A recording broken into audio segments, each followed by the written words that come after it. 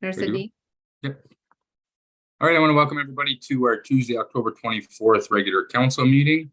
Can I please have the calling of the roll? Mayor Sydney. Present. Reeve Emo. Present. Councillor Sawalski. Present. Councillor Andrew Dick. Present. Councillor Legree. Present. Councillor McDonald. Councillor McDonald. I lose. Councillor McWhirter. Present. Mayor Sydney, we have quorum. Thank you very much. As we gather, we would like to acknowledge on behalf of council and our community that we are meeting on the traditional territory of the Algonquin people. We would like to thank the Algonquin people and express our respect and support for the rich history, and we are extremely grateful for their many and continued displays of friendship. We also thank all the generations of people who have taken care of this land for thousands of years. Normally we would do Canada, but due to the fact that we are experiencing technical difficulties and we're on Zoom, we won't be doing Canada this evening. Any declaration of interest? Councillor Andrew Dick. Thank you, Mayor Sydney. Possibly two declarations tonight under D.5.5, the naming rights for Mattaway. I won't be able to discuss or vote on that particular naming rights for the whole facility. The other ones I'm okay with. So I'm not sure if that's coming up or not tonight. Also D.4.4, the bylaw review. I won't be able to discuss or vote on the fireworks bylaw, but other than that, I'm okay on everything else, just in case that comes up tonight. Thanks. Okay, great, thank you. On to presentations. Arts Heritage Culture Master Plan.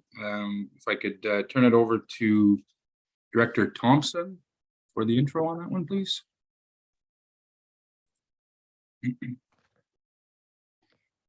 Through you, Mayor.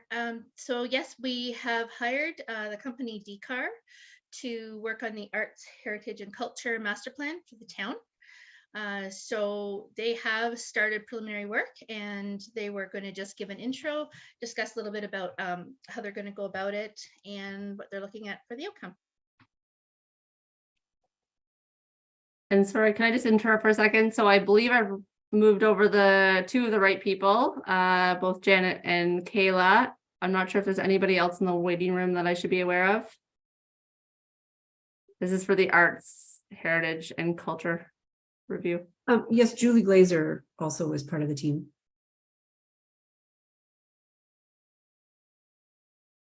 Okay.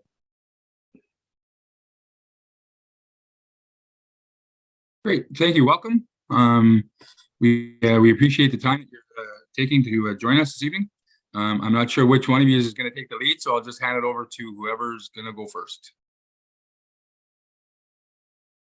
Okay, great. Do you have the presentation or do you need me to pop that up on the screen, or how does that work? I can provide sharing capabilities if you'd like, Janet. Okay, yeah, let me do that. That would be great. You should be good to go. All right. Let me just get to the right.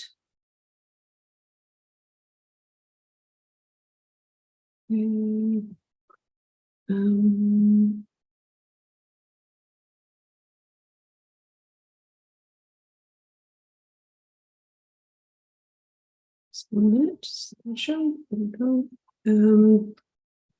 Okay. Sorry, I'm just getting up the right screen here so I don't show you. Let me here we go.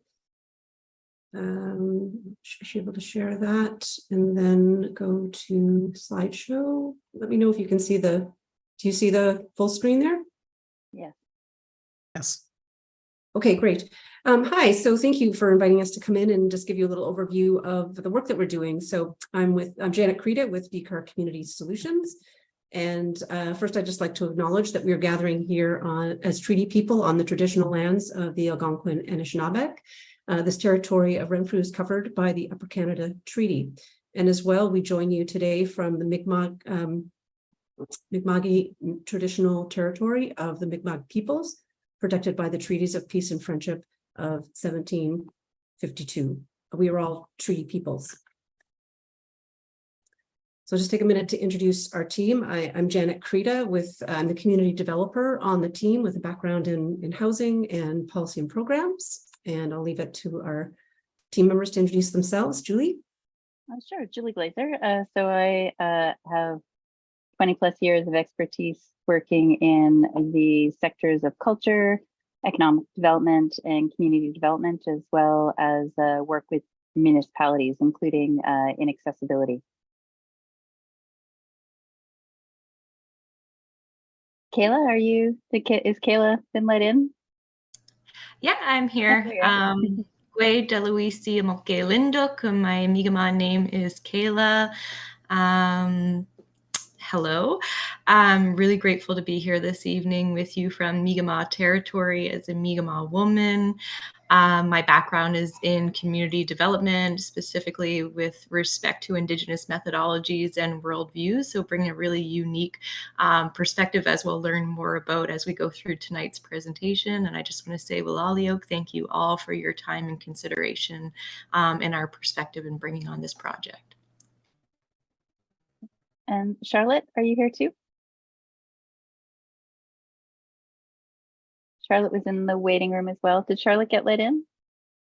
Oh, I have a message from her. Yeah, I just let her in. Sorry. Oh, great. Okay, here we go. Hey, Charlotte, we're just doing introductions. We want to introduce yourself. She's our project coordinator.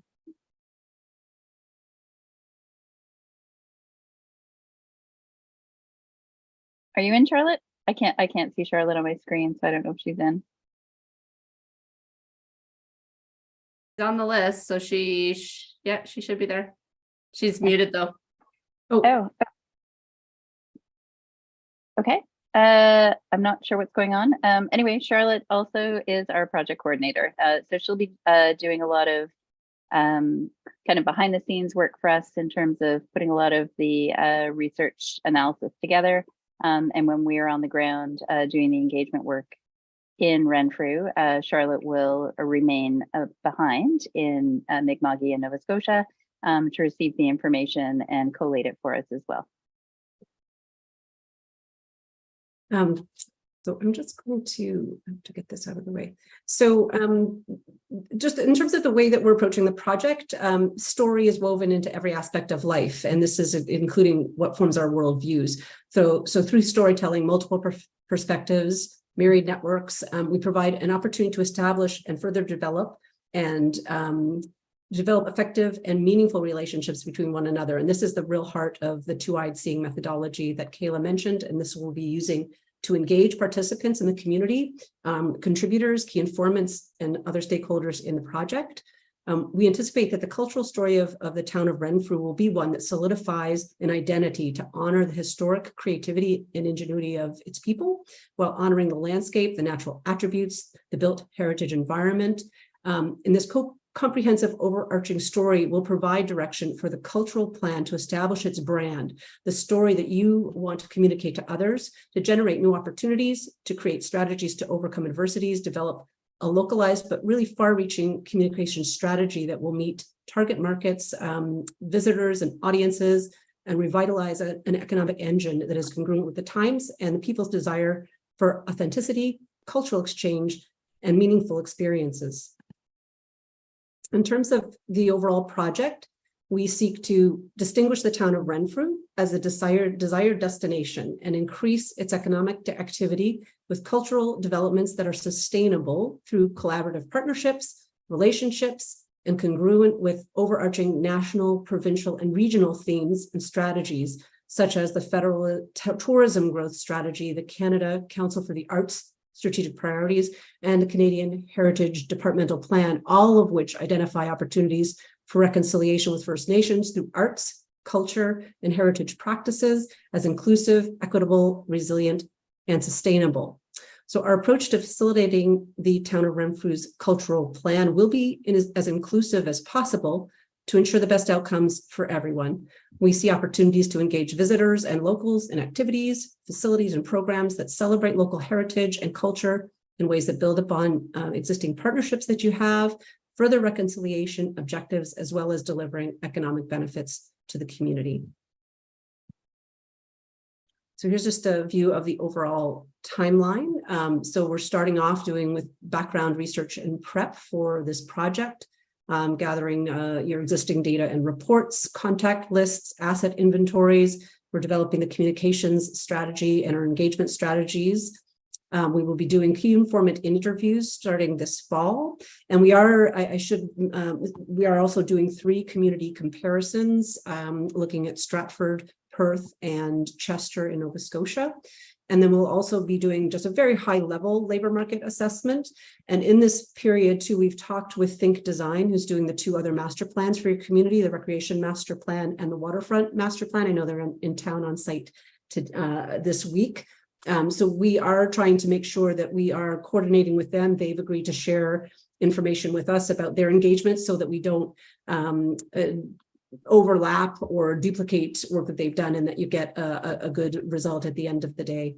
So we've moved our community engagement on-site activities into January, and we will be launching an engagement portal, an online portal, conducting in-person engagement on the ground, and then analyzing those findings, identifying strengths and gaps. So then in March and through to May, we'll be preparing our preliminary recommendations in the form of a comprehensive draft report. And again, we will be coordinating with Think Design on an open house that would present all 3 of the master plan projects together, so that we have some coordination and cohesiveness with where we're going with those strategies, and with the intent to get a final report to council, to you, in June. And I'll pass it over to Julie to talk a bit about the communications strategy. Sure. So in terms of communications, transparency of process for communications is key to ensuring that the cultural plan is by the people and for the people. So communications will be developed and delivered to ensure the public are well aware of the overall strategy for research and engagement, the opportunities for participation and input, and the report's key findings and recommendations. We will work with the town staff to ensure protocols are followed and collaborate to ensure we reach the key informants, audiences, and your local media. The communications are an active participant in the storytelling of this process, and our content delivery on communications will strive to inspire as well as reveal the story as we go.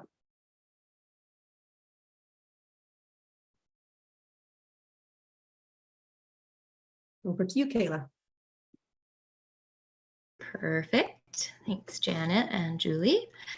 So with respect to the methodology that I will be utilizing as part of this experience, is what we refer to in Mi'kmaq as Etowuptimunk, which is essentially the definition of, in English, of two-eyed seeing, or the gift of multiple perspectives. And essentially, this was a concept that was created for STEM capacity building within the sciences by Elder Albert Marshall. And it essentially is looking at bringing together really the benefits and attributes of everybody's perspectives and opinions, and creating a really holistic view by bringing those 2 ideologies together.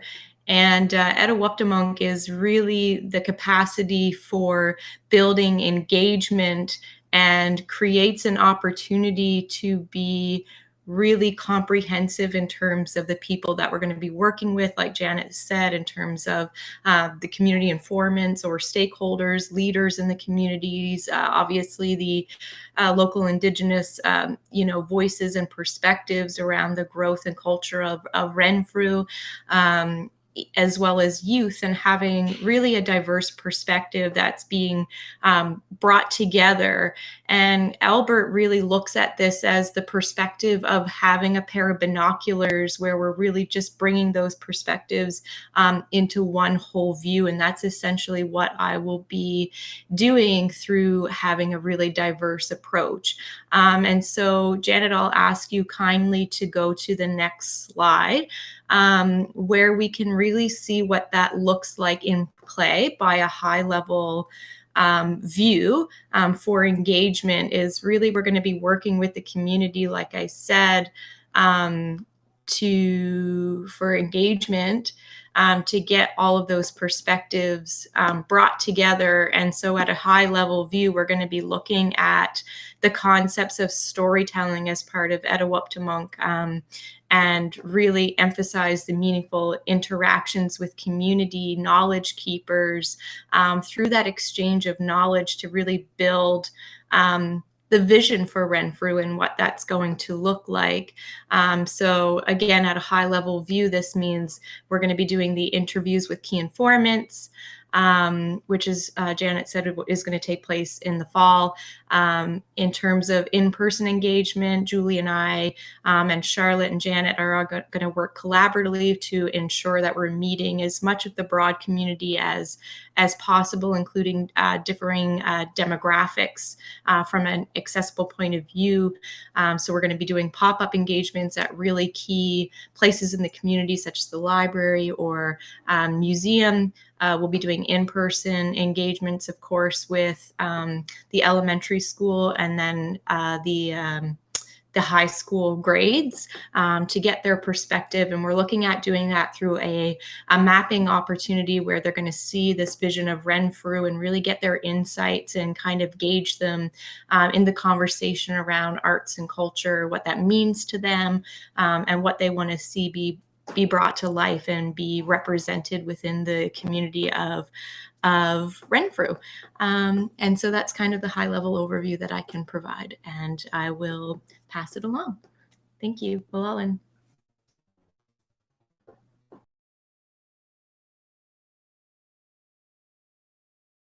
So that brings us to the end of our formal presentation. I don't know if you had any closing words, Julie or Kayla, but we certainly welcome any questions that you might have. And I just want to say that we're very excited to be working in the community. We see a lot of potential. We see some really great local assets and interesting initiatives already. And, we're very much looking forward to really digging in and coming out to hear what the community has to say. Great, thank you so much. I'm super looking forward to this. I think it's going to be something that will have a lot of information that is key to our future and also recognizing our past. And I know from a staff perspective with Kelly being a part of it too, I'm very confident that the information will be fantastic. Council, does anybody have any questions at this point in time for this? Okay, hold on. Revimo. Thank you, Your Worship, and through you to our guests. Thank you very much. Very excited to see this move forward, and I'm wondering if you would consider possibly adding sessions with the Golden Age Activity Center, and then possibly with some of our long-term care homes, given that some of the residents have some very vivid memories of what Renfrew was like, in the 30s, and then possibly during the Second World War and other times the 70s when there was some rapid transformation in society. So those might be touch points for you as well. What triggered that was you're wanting to capture the stories. So thank you for that. Absolutely. The work that we do is multi-generational, and certainly touching base and holding opportunities directly on site within seniors centers locations is on our radar and on our plan. So yeah, so we will be there for 4 days on site, and during those days, we will every day will be scheduled to be ensuring that we are covering all the generations and the diversity of your demographic for sure. Thank you for sharing that. Yeah, I really appreciate that question as well, and it kind of gauged. So one of the other really unique things about the worldview that I can offer in terms of a community engagement perspective is when we talk about the concepts of Etowuptimunk and the gift of multiple perspectives and how that's really intertwined with story, is that includes like the story of the generations. We always think in the generations of 7, and that includes the generation of the past, present, and obviously the vision of the future. So that's kind of the take that I will be really aiming for when I'm putting my engagement plan more together. So yeah, so I just wanted to add to that, but really appreciate that question. Thank you. And Your Worship, if I might, a supplemental, are the interviews with significant people in our community, will they be taped and saved and streamed over a website or something, or are they just for you to be able to accurately recount what's been said?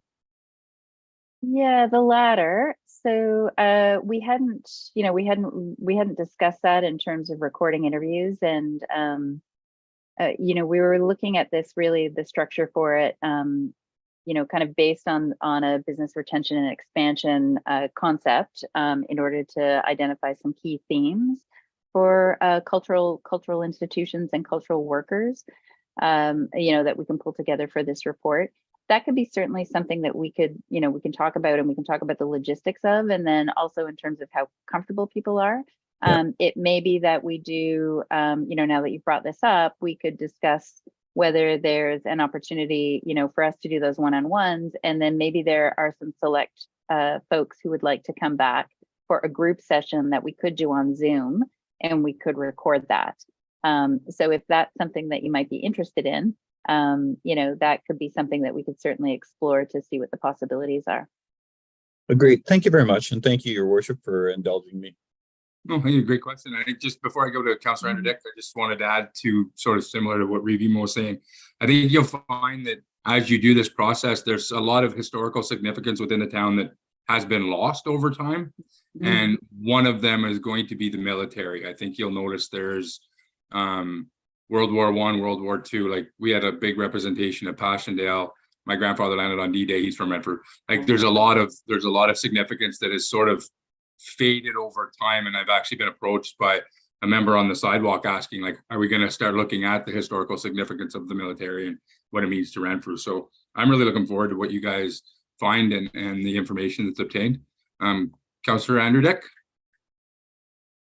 Thank you, Mayor. Through you. So I just want to clarify something, because when I read the presentation, it says Arts, Heritage, and Culture Master Plan. And then as we're going through the presentation, it was a lot of Indigenous talk, and there wasn't anything about the history of Renfrew. And I appreciate that, how Renfrew came to be and how we're on ceded land and all that. But is this what the presentation, like, is this what it's all about, is just Indigenous culture? Or are we divulging into everything regarding arts and heritage and everything? And then Tom and Mayor Sidney and Revimo came in and started talking about World War I, World War II. So is it like a master plan of all our history, or are we just sticking to the Indigenous side? I just would like some clarification on that. Sure, if I may. So in terms of the Indigenous perspective for the methodology, that is the two-eyed seeing methodology that we're utilizing, which was developed by Elder Albert Marshall, as Kayla had explained, and he originally had developed it around science. But we've used that process to encompass the diversity of the community, all inclusive, in previous engagement sessions for master plans. Kayla and I have actually worked together on another project on a municipal accessibility plan that was very much inclusive, and we utilized two-eyed seeing and the medicine wheel for the whole entire community to express and to share their experiences, to identify the challenges and to identify the solutions. And it was really empowering, and it was a very it made things very clear in terms of our process, and it is definitely all inclusive. It touches every single part of arts and culture and heritage in your community. So we will be, we'll be speaking with your, your sculptors, your writers, the theater groups, the children, your musicians, the people who host the craft beer festival. So, culture is, arts and culture and heritage is a much broader piece. In terms of the methodology for exploring community engagement, this is the methodology that we have proposed to use. Okay, thank you. You answered my question. I appreciate it. Okay, good. Thank you for the question. Thank you. Any other questions from council? Any comments from staff? Director Thompson? Just to make sorry, through you, Mayor, just to make a quick plug for the library. We actually have started collecting senior stories, and we have recorded them, and they've been uploaded to our website. So any senior who wants to share their story, we interview them. We are looking at putting video on there as well. So we have begun to collect and put those up for everyone to enjoy. So just a little plug there. I love that. Thank you. I love that. Fantastic. Perfect. Great. Anybody else? Hearing none, seeing none. Thank you very much for taking the time. I think this is going to be great information, and we look forward to working with you and having interviews and stuff. So we appreciate your time. Thank you. Thank you very much for having us. Thanks Thanks. for having us. Take care. Bye now. Bye-bye. Okay, moving on to C.2, Parks and Recreation Master Plan and Waterfront Master Plan. I will turn it over to Ms. Springer for the intro. Thanks, through you, Mayor. I'd like to introduce Michael Tosher and Danielle I don't know how to pronounce her last name, sorry. And Danielle from Think Design out of Toronto, who are doing both the Parks and Rec Master Plan and the Waterfront Master Plans. They're going to go over a bit of the process, how it's going to look, and they're actually going to be heading up to Renfrew tomorrow morning and spending the remainder of the week with myself and the supervisor, Randy Smith. We're going to visit all the Parks and Rec facilities as well as the waterfront, and hope to connect with the Arts, Heritage, and Culture Master Plan folks as well as part of that tour for the waterfront part and the swinging bridge. We do have the open house tomorrow night at the Visitor Information Center from 6:30 to 8:30. It's going to be drop-in style, and they have lots of great visuals and maps to show people, and it's going to be an interactive thing where people can use like post-it notes to put their comments out, and stickers to sort of like mark where they live and what parks they use and that type of sort of thing. Additionally, we do have the public online engagement survey, which was launched yesterday, and it'll be open for 3 weeks until November 10th. And you can find the link to that on our social media pages or on the, renfrew.ca. So I will now turn it over to Danielle and Michael. Great, thank you. Thanks. If I could just be permitted to share my screen, that would be great. Sorry about that. Danielle, you should have access now.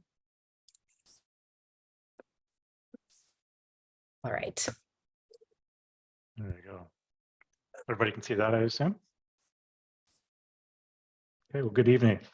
Thanks for giving us the opportunity to present today. So my name is Mike Tucker. I'm a partner with Think Design, and I'm joined by Associate Danielle Lenarczyk-Biss. So our team is preparing the town's Parks and Recreation Master Plan as well as the Waterfront Master Plan.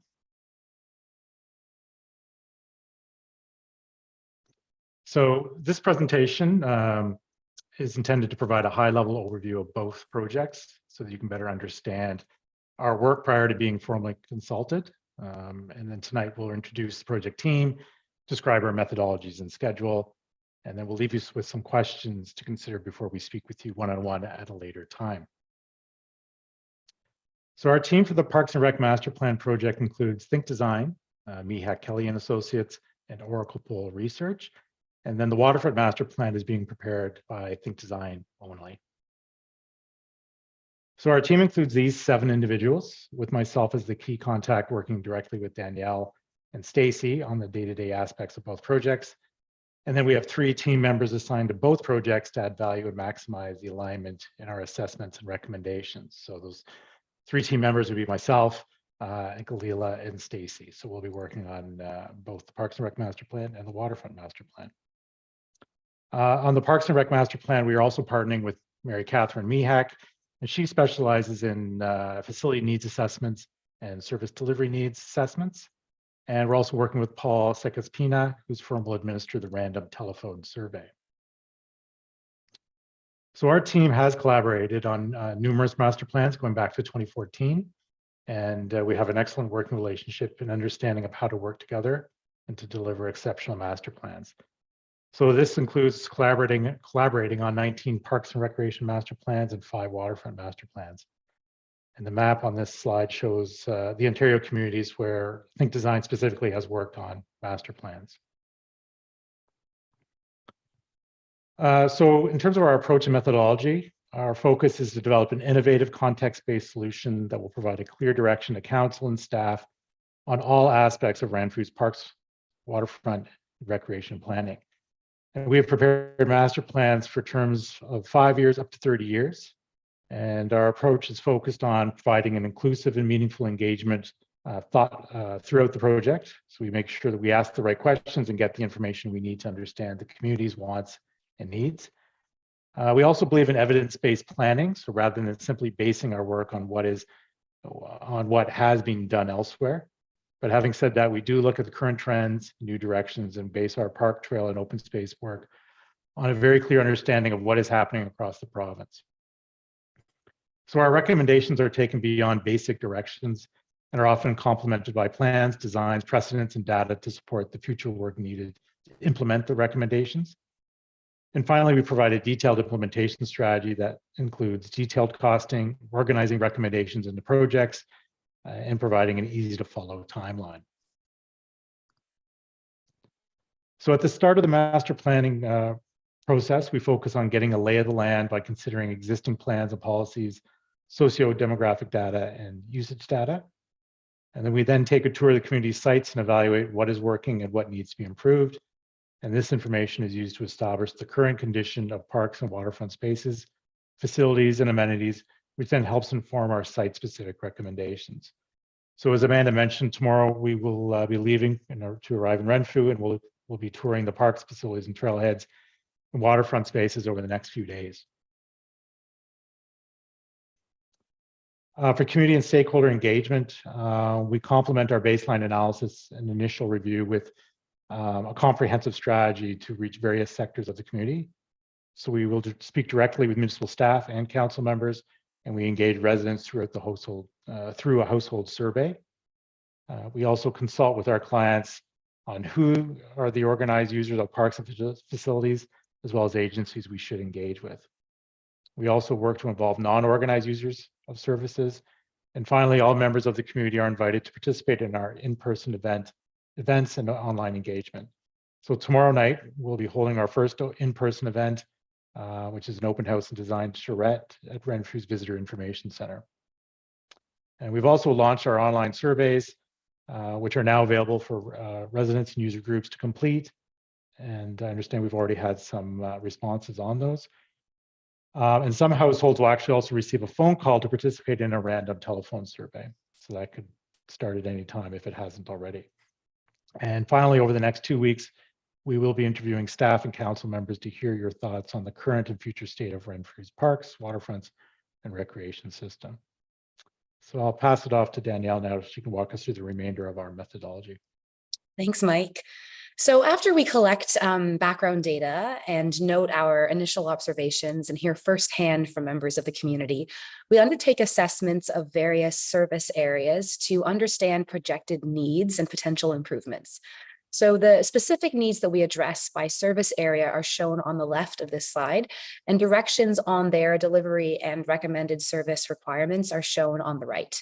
For example, what role should the municipality take in providing programs and to whom? And where do partnerships for facilities make sense in terms of the town's mandate for recreation? What types of policies or practices are needed to ensure optimal use of scheduled facilities to guard against oversupply? One of the things our team really focuses on is providing a simple yet detailed implementation strategy that can be used by staff to direct the work that is required to realize the master plan's vision. So this includes identifying new services to be provided and planning, design, and capital improvements, consolidating recommendations into projects when applicable, assigning priorities and cost estimates, identifying new discrete operating and maintenance costs. And we organize all of our recommendations into an implementation forecast that aligns with the term of the plan. And finally, we identify the support required to deliver, such as policy and partnerships. So to assist in prioritizing projects, we often use some type of scoring matrix to help sort the long list of recommendations. The matrix typically includes up to 10 community-specific and tailored criteria to score each of the recommendations and provide us with a priority rating. Once we understand priorities, we take all the recommendations and package them into actionable projects, assign them budget estimates with both hard costs and soft costs identified, and then place into a timeline. We find our municipal clients really appreciate the level of detail we provide, as it makes their role in implementing the plan seamless between the master plan, budgeting, and execution. Here's an example from a waterfront master plan. And here's an example from a Parks and Rec master plan. The cost allocation allows staff and council to budget for the future, and this information can easily be extracted for other interrelated studies like development charges or park redevelopments. So now that you've heard our methodology, here's our timeline for carrying it all out. We were happy to have been awarded both the Parks and Recreation and Waterfront master plans, which allows many opportunities to complete tasks in parallel. So for example, some of the community engagement tasks that were unique to the individual master plans proposals are now being used in both projects, which adds value to each project and provides shared benefit. Last month, we kicked off the projects by meeting with staff, collecting data, revising maps and inventories, and assessing Renfrew's demographic makeup. As Mike said, our random telephone survey, public online survey, and online user group survey went live yesterday and are available for completion over the next couple of weeks. And this week, we'll be touring parks, facilities, trails, and waterfront sites, holding our public open house at the Renfrew Information Center tomorrow night, and meeting with town staff one-on-one for interviews. Next week, we're looking forward to continuing to conduct one-on-one interviews with you, council, and staff. After we've completed all of our background review and preliminary consultation, we'll conduct a SWOT analysis and begin our assessments. At that time, we often engage key stakeholders and community groups to discuss the feasibility of some of our ideas. We'll share our draft recommendations and implementation strategy with the project team and refine the plan in time to present to the community at another open house in the spring. And next summer, we look forward to presenting to you again with the final Parks and Rec master plan and Waterfront master plan for endorsement.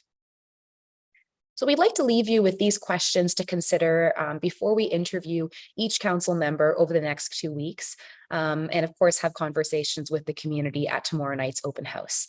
Consider, what is your vision for Parks and Recreation in Renfrew? How would you rate the current Parks and Recreation system? What do you like most? What facilities and programs are used? What amenities and programs are most needed in Renfrew? For what age groups? Where could improvements be made? Are there opportunities for better collaboration, communication, policies, procedures? So these are the kinds of questions we'll be asking in the one-on-one interviews, and looking to hear from the community as well as we begin this information gathering. So thanks for your attention and the opportunity to speak with you this evening. We look forward to chatting with each of you one-on-one over the next couple of weeks. Great, thank you so much. Any questions from council? I know I'm definitely looking forward to tomorrow evening and seeing what you've got, but I don't know if anybody has any questions at this point, or if it's more of tomorrow when we do our interviews in the coming times. I'm not seeing any hands up. Perfect. Thank you very much for that, and we look forward to seeing you tomorrow. And we're definitely looking forward to moving this forward. I know that specifically more the waterfront master plan is something the council has been really eager to get rolling on, and I know it's been sort of a joint vision for council since the beginning. So appreciate your time, and we look forward to seeing you tomorrow. Thank you so much. See you. Great, thank you. All right, if everyone's wondering why I keep looking down, I've got the agenda printed off here because there's only so much room on a screen that you can see everything. So moving on to announcements and community events. I have a few that I wanted to talk about. Obviously the tomorrow night, obviously 6:30 to 8:30 at the Visitor Information Center. We just learned for that. We hope people come out and participate. Also Friday is Freaky Friday downtown in the evening for the kids. I know council is going to be, members council are going to be judging costume contest, and there's trick or treat and all that stuff. So we hope people come out to that. On Saturday from 10 until 2, the OPP is doing a food drive at Metro and at No Frills, and I believe possibly Giant Tiger as well. So hopefully people can contribute to that. I know it's a big thing they do every year. And don't forget that we won't have a council meeting before November the 11th. So 11 o'clock at Low Square is our Remembrance Day ceremony.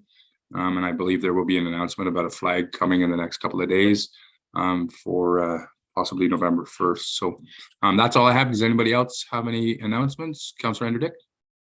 I have a super exciting announcement about a Renfrew native, a lad that I went to school with, Alan Ledaw, who was born and raised in Renfrew until about grade 11, and his dad still lives here, has been named the coach for the juniors in Team Canada. So super proud of Alan. I was talking to his dad the other day.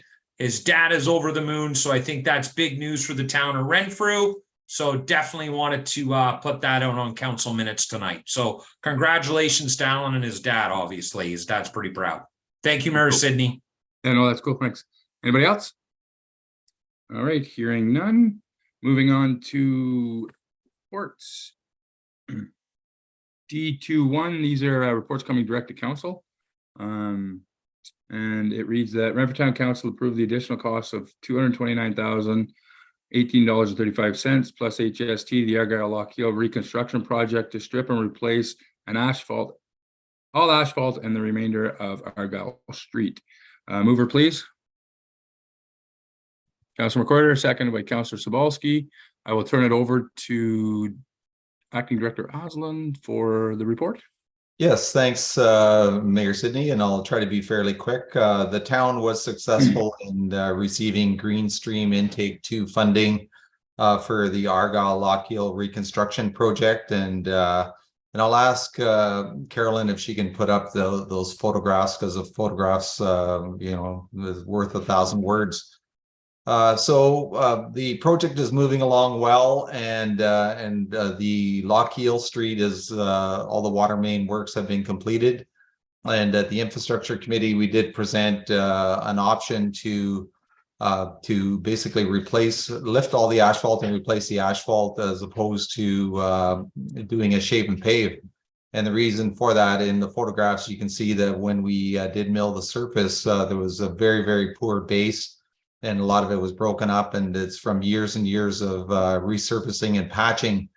And if you pave over top of that type of milling, the surface will basically, all the deficiencies in the surface will telegraph through the top surface. So removing all of that asphalt saves the cost of milling, and it also gives us an opportunity to regrade the granulars and to reestablish the crown in the road. And to basically end up with a much superior product that lasts a lot longer. So if you can flip through to the next photograph, Carolyn. So this is Gillen Road, the reconstruction that's happening there, and in that area the asphalt has been lifted, and you can see that the granulars, it gives us an opportunity to regrade the granulars and make it very, very uniform. And when you put a lift of pavement on, it's actually very smooth and very uniform. Another issue that you may not have thought about is the asphalt technology has changed. So the asphalt cement that is used to make the asphalt has a wider temperature range tolerance. Before, the old asphalt used to expand and contract, and at very, very low temperatures, it would shrink to the point where it would actually crack in the road. So the asphalt cement has been improved so that it can tolerate the expansion and contraction without cracking in the road.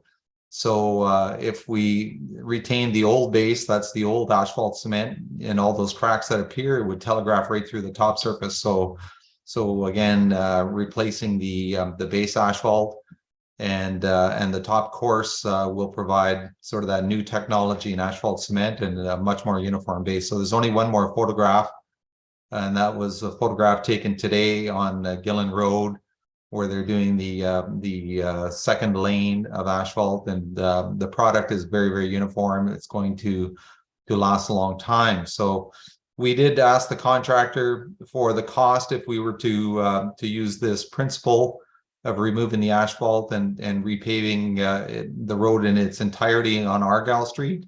And the additional cost was $229,018.35 plus HST. The project contingency is about $1 million, and we've only used approximately 229,000. So with this additional cost, we've used about 47% of the contingency, and the project is going very, very well. And we feel that we're recommending this to council, that they lift the asphalt and repave in its entirety. And there will be one further section when we look at Hall Avenue.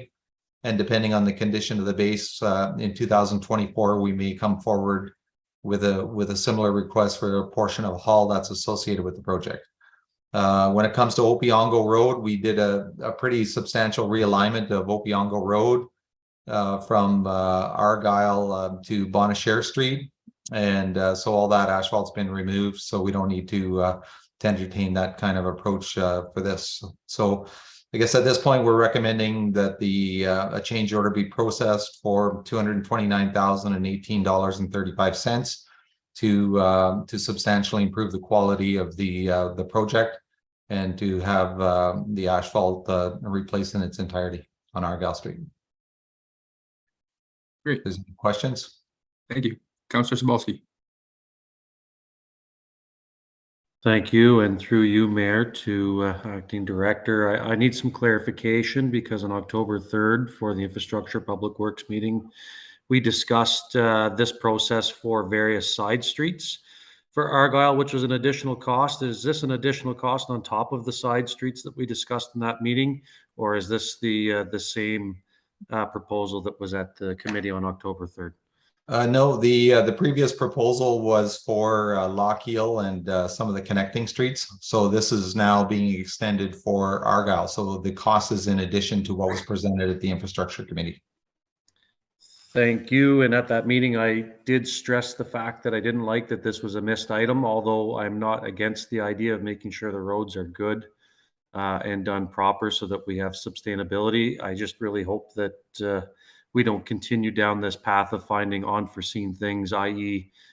missed lifts of asphalt. This is almost $400,000, a little over $400,000 in shave and pave that's now full reconstruction. So it's, in my mind, a major oversight. So I hope that there's not too many more.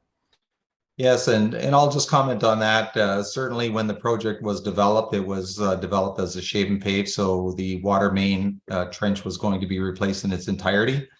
We could still proceed with a shave and pave. And what we're advising is that from staff's point of view, we think there's some benefits in replacing all of the asphalt. So the town can proceed with the original approach of shaving and paving.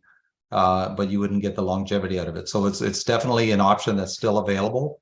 It's not recommended, for the reasons stated, but it certainly is an option that's available to council to proceed with the original. Thank you, Acting Director. No, I am in agreement with your recommendation. I do not recommend the shave and pave. I guess the notion is, I know it's hard to know what's underneath the ground, but it's a $500,000 miss almost that we're using our contingency. So it just has me worried a little bit. That's all. Thank you. Thank you. Any other questions? Revimo? Yes, thank you, and through you to the director. So this is this new technology. Will it still, the new pavement, it'll still require 2 lifts, and will there be enough time to get all of the paving done with 2 lifts if necessary? Yes, it still will proceed with 2 lifts on Argyle Street. Actually, they won't be doing the 2 lifts this year. They'll be doing up to base asphalt, and even the sidewalks on the portion from Bridge Street to Monroe will not be replaced. They won't be replacing the sidewalks, but they'll come back in the spring, tear the sidewalks out, and then so it'll be left at base asphalt this year in that section, and they'll do 2 lifts wherever they can do it with if the weather holds out. I think Director Withers, sorry, Councillor Andrew Dick, I'll get back to you. Sure, yeah, I'll limp in here. So in my week and a half overseeing engineering, what I've learned, part of what I learned is that there's always some unforeseen items, and when you peel back asphalt, I think Councillor Sobalski, you nailed it. You know, you almost don't know the condition of the base asphalt until you peel that back, until you mill it. And I think in this case, like when this was explained to me, by the engineers and by Mike, I think it was pretty clear. I don't know, you want to pave over that, so I think yeah, but it's a point well taken, I think, and it's something that I've expressed. Is that we want to try to minimize the unforeseen circumstances, but there's always going to be an element of unknowns until you put it a hole. I think the analogy that we kind of talked about when I met with the design engineers, it's like getting into an old house, and as soon as you knock down a wall, all bets are off, but you do your best to kind of budget for it. And I think that's the purpose of the contingency here, but certainly appreciate the comment. Thank you. Thanks. Councillor Andrew Dick. Thank you, through you, Mayor. So I'm never going to turn down fixing roads in this town, but I have to echo what Councillor Sobalski said. It just, and I'm going to sound like a broken record, and you're probably going to hear this for the next 3 years out of me. But every time we do a project, you come back, the staff comes back to us and says, we need more money. Okay.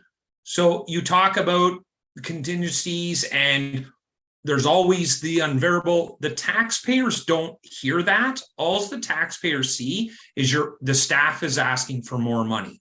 Okay. And then we as councillors need to go out on the street and we need to justify these actions.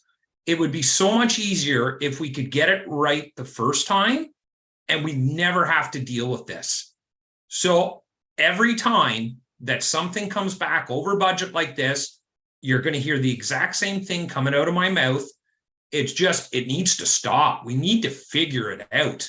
You know what I mean? In this day and age, we should be able to figure this out. So anyways, I am going to support this because it is for roads. The taxpayers have demanded we fix our roads in this town, and I'm going to support this, and let's fix some more roads. And by the way, the streets are looking amazing. I drive by it every day. They're looking great. I can't wait till the finished project comes through. Thank you, Mayor Sidney, for listening to my rant. That's it. Thanks. Yeah, I'm just going to jump in here for one quick sec first there, CEO. So I understand the frustration and I hear it. And again, it's that, I think both, Councillor Sobalski and Councillor Andrew Dick, and then Eric Withers and Director Aslan, I think it's that juggling thing of, and I think the greatest analogy that was used is like buying an old house, and then once you open up the wall, there you go. So the difficulty in that, the part that makes it a little bit easier for me on this specific project, and I think Director Aslan would agree that back when I was early on in council, I was saying the same things as Councillor Andrew Dick was saying, like, why can't we do this the right way the first time? And all of that. This one is within the contingency, and I think it would be a little bit of a different taste in our mouth had that not been in the contingency, and now we're looking for more money. So it sort of does fall within budget in a way. But I'm just glad to see that we're probably going to do the right thing here and make it more longevity out of the road. And I gotta be honest, I look at the Gillen Road shave and pave every day, and it looks fantastic. I'm a little curious, and I know it's off topic, but what they're doing at the Algonquin Trail piece of that. So maybe I'll ask Director Aslan tomorrow. But there's something different there. But I think it's great that it's within the contingency. So I appreciate that. CAO Tremblay. Thanks. Through you, Mr. Mayor, I just wanted to, I think it was a good point in terms of how we articulate to the public the budget for these items. I think Councillor Dick has a point where people are confused when there's an add-on and understanding the contingency. I have gotten pushback from Director Aslan, rightfully so, where I know council would like to do a number of shave and pave roads, and that's why there were shave and pave components to this project, because they're cost effective. The issue we have is when we have these roads that now have more volume, more traffic, and there isn't two lifts. So when they try to shave and pave, they can't shave and pave. So we had a conversation about, instead of calling it shave and pave, maybe road rehabilitation, where it requires a little bit more than a simple shave and pave. But again, we want to hit as many roads as possible, but I think that's a good point in terms of articulating to the public what the budget is and the scope of these projects. And why we brought it forward to you is that these are kind of major change in scope, even though they're within the budgeted amount and the contingency, and council should be aware of these before they happen, and we've committed to do that. But I think we've got some work to do on when we approve the budget, and when we present the budget, we explain to folks the total budget. And we try to do shave and pave where we can, but when we can't and it will result in a poor product, we're not going to waste money on a poor product. And I think kudos to Director Aslin, who has explained that to me since I've been here. It's like, hey, we got to shave and pave a bunch of roads here, but some of the roads can't be shaved and paved, and Argyle would be a good example of that. So just wanted to clarify and say, yeah, we get the message on how we explain this to the public, and we'll work on that as part of the 2024 budget. Great, thank you. Director Aslin? Yeah, and I'll just echo that I've given that speech many times, and in the development of the project, there's a lot of pressure, from all parties to control cost to keep it down. In this particular case, it was already a $10 million project that we were building, and to do the right thing would be pretty much tearing up and replacing the granulars and asphalt on all projects. So yeah, it is a fine balance, and if we never wanted to ever be wrong and add cost, then we did entirely reconstruct all the roads when we're doing them. But it is a balance. We use the best advice we have available, and we subject ourselves to these kind of recommendations, and take the heat for recommending that we do the right thing in the end. Great, thank you. Any other questions? Councilor Recorder? Through you, Mayor Sidney. First of all, I should say I totally support this going ahead. In for a penny, in for a dollar. It makes total sense from Mike's point of view. I think the frustration is first off, we do have contingencies, and we do them for this very reason, to cover things that might come up. But I think the frustration is, just once it'd be nice to have a project where somebody came back and said, that $1 million contingency, we didn't touch it. But, that's why a contingency is there. It's to cover the unknowns. But just once, I'd like to hear someone say, hey, we didn't spend any of that contingency. But I totally get the frustration on everybody else's part, mine too. So I just wanted to make that statement, that's all. Thanks. Anything else? Review? Yes, thank you. I'm just wondering if part of the budgeting process, if we can map out the two scenarios in a project like Argyle, so that we're not caught by surprise. And that's a small S word. Surprise is not a large S word. So that we understand what the potential cost could be for a shave and pave or a minimal reconstruction, and then what could happen if you have to take it all up like we're doing with this piece. So if there's projects can be identified like that, then it might be a little easier to explain, but also a little more palatable to understand it. So I don't know if that'll add too much work for the value of such an exercise, but it's something I think we should talk about a budget. Thank you. Anything else? All right, we do have a mover and a second. I'm just going to read it again just before we go and vote on it.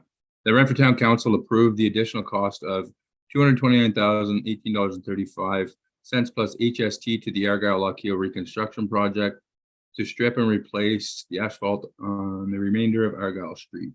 All in favor? Seeing it unanimously. Thank you very much, Council. Moving on to D 2.2. Finance and winter summer maintenance review.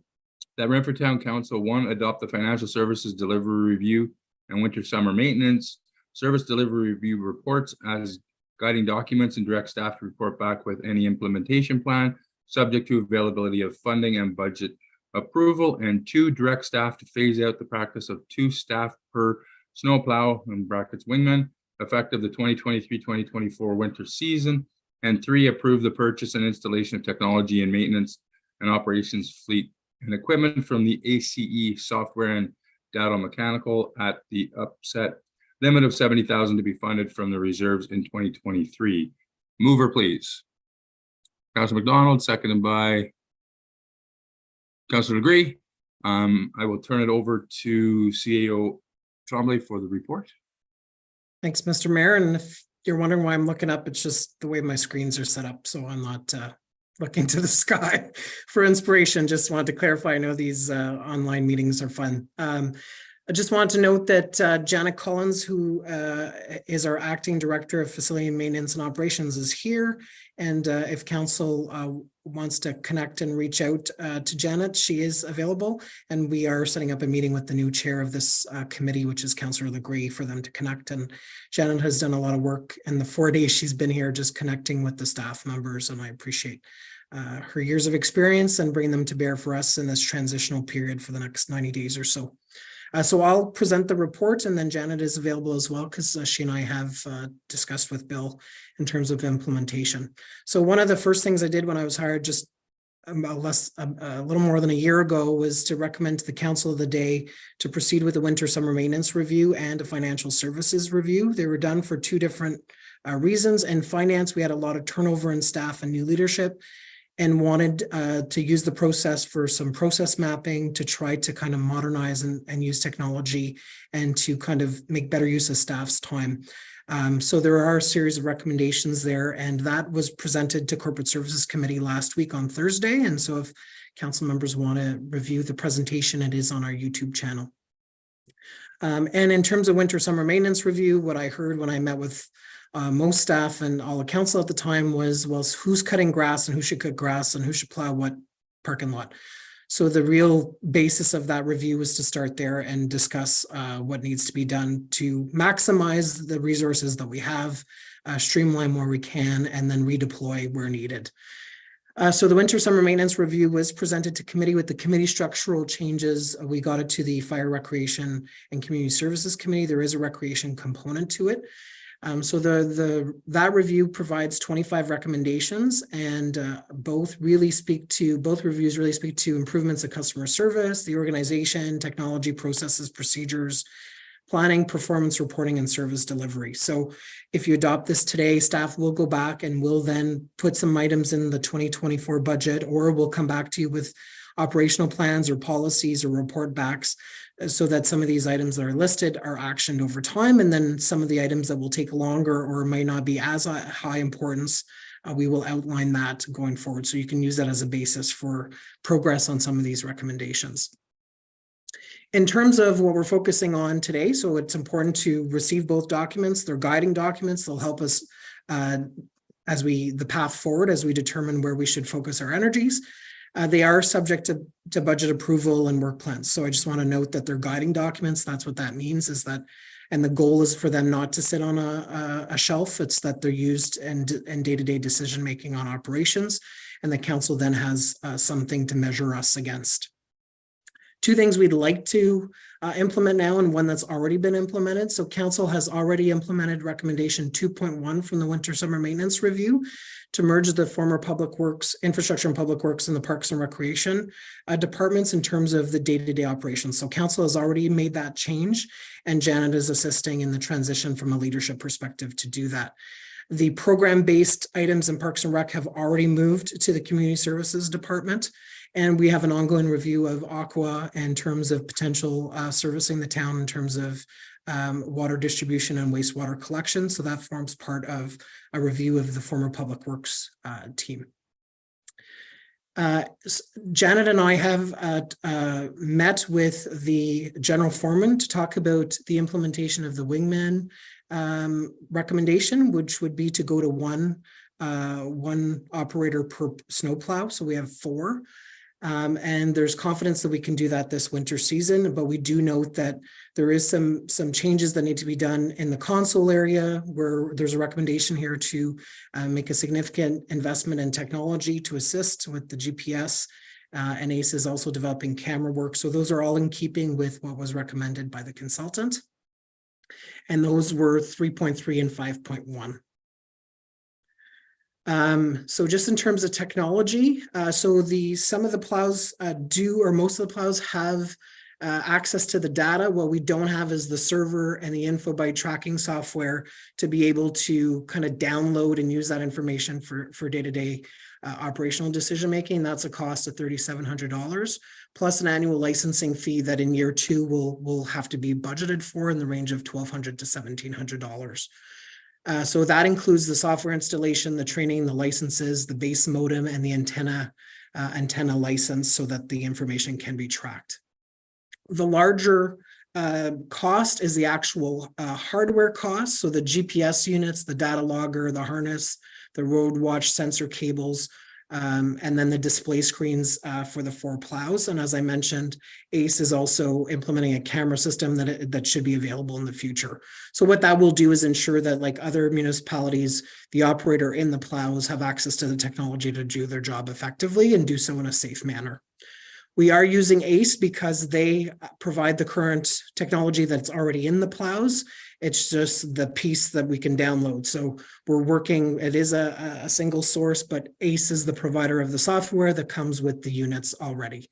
And then Dowdle Mechanical will install the items. And while the mechanic could do that work, knowing that snow is right around the corner, we're coming to you today and trying to expedite this so that these can be in the units and we can implement this as soon as possible to be able to make that happen.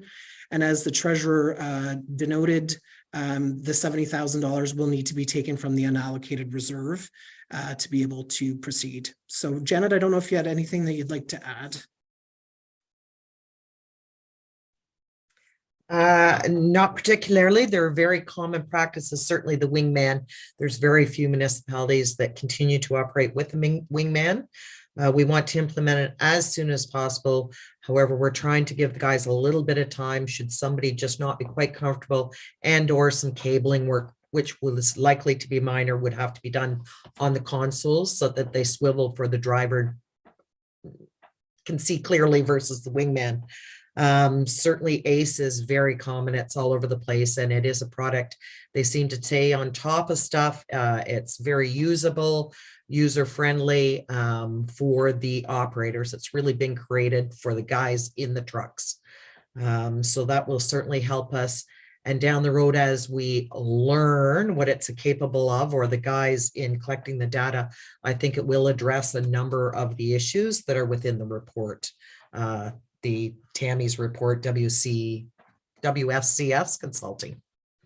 Thank you. Just to conclude, Mr. Chair, so there were 4 plows. One was the mechanics. The mechanic will focus on mechanic work.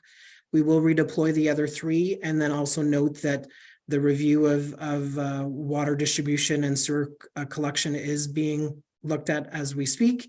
And so these reviews are happening concurrently, but there is Janet is looking at the scheduling, the tasks, all in terms of the complement in public works and roads, and also the complement in parks and recreation, and who's going to plow what in terms of parking lots and sidewalk machines. So just to note that of the 4 wingmen, 1 is the mechanic, the other 3 would be redeployed, and also just keep in mind that there's also future decisions that need to be made in terms of the ongoing negotiations with Aqua. So there are a number of moving parts here, but we feel that we can implement these 2 fairly quickly.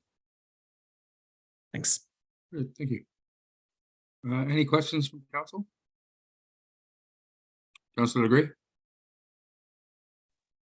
Through you, Mayor Sydney, to about to take it, CEO Tremblay or Ms. Collins. Just a question, just so I'm clear, the 12 or 1700, I think it's a license fee you said, is that per vehicle or is that all inclusive of everything for a year? Actually, I believe it's about 1,200 for the first 1 to X number of vehicles, and then it goes up incrementally. You know, the next 5 vehicles is 300, so it does increase, and that's why the 1,200 to 1,700 estimating, knowing that we're almost at 2024, costs are likely to go up, and we'll see exactly what vehicles. We've got a list of them, and we'll see what we get done this season. Because we are also looking at sidewalk machines and a few items like that, that also must be tracked with regards to minimum maintenance standards, et cetera, being included. It's not just the tandems. Perfect. Thank you very much. Any other questions? Vivimo? Thank you. And just further to the CEO's comments, the 2 work plans will be attached to his performance after the work plans come back from staff, and then through him they'll be apportioned out over multi-years or multi-months, depending on how significant the change is. So we'll be tracking those the recommendations specifically over the next probably 2 years. I'm just my rough guess when I look at the work plans, the amount of work, maybe 3 years, but we'll get back to you with that. So council will see who's going to be responsible for it and a timeline for implementing it. Councillor Andrew Dick?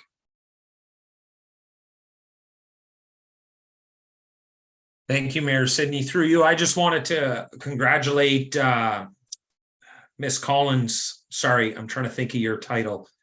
Acting Director of, Rob, help me out. Facilities Maintenance and Operations. All right. And also congratulate CEO Tremblay and all the staff on implementing these changes. I think it's important for the taxpayers of the town of Renfrew to know that these changes are, as Mayor Sidney has said many times, moving Renfrew forward. And this is a huge, huge step in this. And I'm so excited to see this happening. We're going to be able to take those resources we were using, such as the wingman, and put them somewhere else. The cost savings, yes, there's a little bit of cost to get this going, but once it gets going, the cost savings we're going to save with the staff doing other jobs that need to be done in this town, it's absolutely great. I'm excited to see all these changes coming through.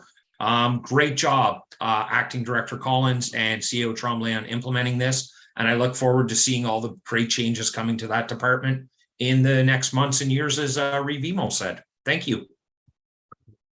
Any other comments? I have one. I just I really appreciate these reports, and I think the information is super valuable. I think it's been ongoing, and I'm not speaking for Revimo, but with the last 8 years of trying to figure things out and stuff, this puts a more clear line on how we're going to achieve change and moving Renfrew forward. But I just want to be very, very clear that the report is not any reflection of staff performance or ability. It is merely showing that staff need different software, different supports. So I just want staff to know that we recognize how valuable you are, and this is not a ding specifically. I know some of the information on there was kind of hard to hear, and it wasn't directed at staff. It was meant for us to be able to learn on what we're doing well, what we're not doing well, what we need to change. And when I say not doing well, meaning that maybe not the most strategic or, in the most financial benefit for the community. So I just want to be on record to say that we recognize the value of staff, and that these reports are not a direct impact of your abilities and stuff like that. It's just, we need these documents and these recommendations in order for council to make the proper decision to help staff do their job to the best of their ability and the most effectiveness. So I just want to thank staff for everything that they do and recognize that. Revimo? Yeah, I'm sorry. Thank you very much, Your Worship. You reminded me of something I should have said. The reports are only going to be effective if they're considered in their entirety. It's easy to cherry pick little spots out of it, and that was probably the biggest struggle for this council, and likely last council, was, and staff as well, knowing there had to be some changes, but not wanting to make knee-jerk changes that either had to be fixed later or didn't go far enough or impacted future decisions. So it was very necessary to bring in a bring in someone from the outside with fresh eyes and take a very critical look at the organization. And they interviewed a number of people, and to a one, the consultants said, you know, our staff were very honest with them and made suggestions about some of the changes. Some of them were readily apparent to the consultant, but were further explained or even advanced a step further because of their interaction with staff. So the changes were necessary simply because, you know, the organization has changed over the years, and this is the only way to do it, is to take those reports in their entirety and implement them rather than cherry pick them. So I'm glad to see that council and staff recognize the value of the reports and not just the recommendations, because it'd be pretty easy to go Christmas shopping and pick, you know, 21 of the 35 or whatever and feel happy. So I'm glad to see that everybody's accepted the report as a whole. So thank you. Great. Anything else? Do you want me to read it again, or we go with all in favor? Emo, all in favor? All right, unanimous. Thank you, council. Moving on to D31, Attainable Housing Action Plan. The Renfrew Town Council adopt the Attainable Housing Action Plan final report as a guiding document and direct staff to proceed with implementation of the action plan recommendations subject to the availability of funding and budget approval. Mover, please. Councilor McDonald, second by Reeve Emo. I will turn it over to Director Withers. Yes, thank you, Mayor Sidney. So I won't say too much on this. Council heard from the consultants on their report at the last meeting. This is now coming forward for council receipt and direction of staff to proceed with implementation. I'm going to say the lion's share of the implementation items are contingent on the award of Housing Accelerator Fund funding. We have not been advised of the results of that application as of yet. I think the indications are that would be kind of in the first 2 weeks of November. If everything goes smoothly, we have been in contact from CMHC in regards to our application and some clarifications of some items. So that tells me that we didn't go right in the bin. So that's a step in the right direction, and we'll see what comes of that. But either way, I think it's been a good exercise. I think it's been a great opportunity for staff and for council to understand and evaluate the housing needs in the town, understand the demographic and the economic makeup, how we measure affordability in the town of Renfrew, and just understand exactly the kind of housing we need to be providing to residents moving forward. And of course, we're undertaking a number of different master planning studies, and so this is a really critical front end element. Thank you. Great, thank you. Any questions for Director Withers? Revimo?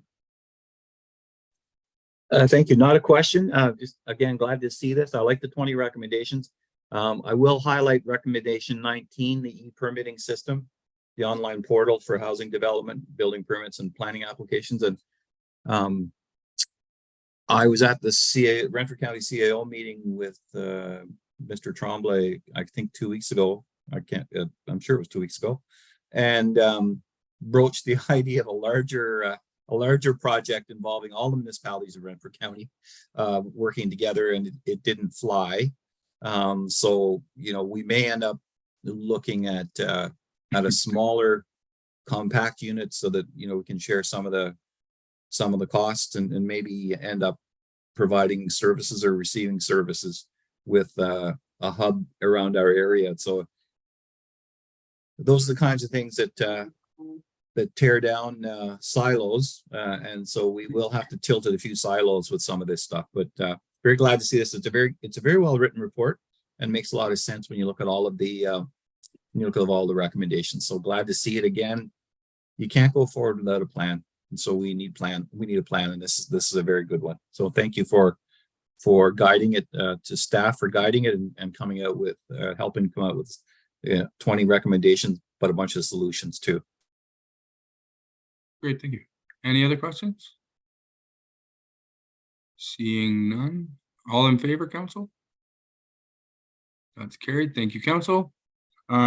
Just want to jump back. I jumped the gun a little bit to Chair McDonald. If he had anything he would like to say pertaining to his committee or anything, or are you good?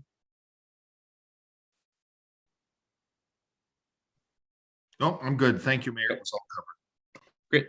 Thank you. All right. Moving on to D4. Recreation, Fire, and Protective Services. Before we go to D4.1, Chair Legree, if you have anything you would like to say. Through you, Mayor Sidney. You have a couple of things. I'll kind of go through it here fairly quickly. So the Fire, Recreation, and Community Service Committee met virtually on Thursday, October 19th. And I'll quickly highlight a few things that came from each department. Tammy Crothers from WSCS Consulting Inc. gave us a presentation on winter summer maintenance for public works and recreation. The report touched on project approach, services profile and benchmarking, findings and recommendations. Moving on to fire department update, Chief Guest gave us a monthly fire report for September 2023. Calls for the month were down by 7 compared to 2022. The department was fortunate to have Jason DeFossi, an expert in the field of vehicle extrication, on site for a full day of training. The fire department at town would like to thank Yukowski Lumber and Scrap for being very supportive of the department's training needs. Yukowski's not only lets the department use their premises, but also provides the vehicles and set up to train on. The Renfrew Fire Department attended the Renfrew Fair from September 7th to the 10th. Which they showcased some of their equipment and handed out pamphlets and promotional items. The firefighters also attended the demolition derby to closely monitor should a vehicle catch on fire or a driver become trapped. Lastly, with fire, the department also wants to highlight the Close Before You Doze campaign, which stresses the importance of closing your bedroom door before going to bed.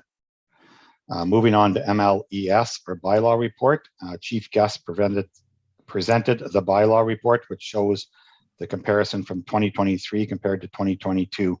Overall, the call volume this year is down, which is good. Moving on to the Mattaway MyFM Center expansion update.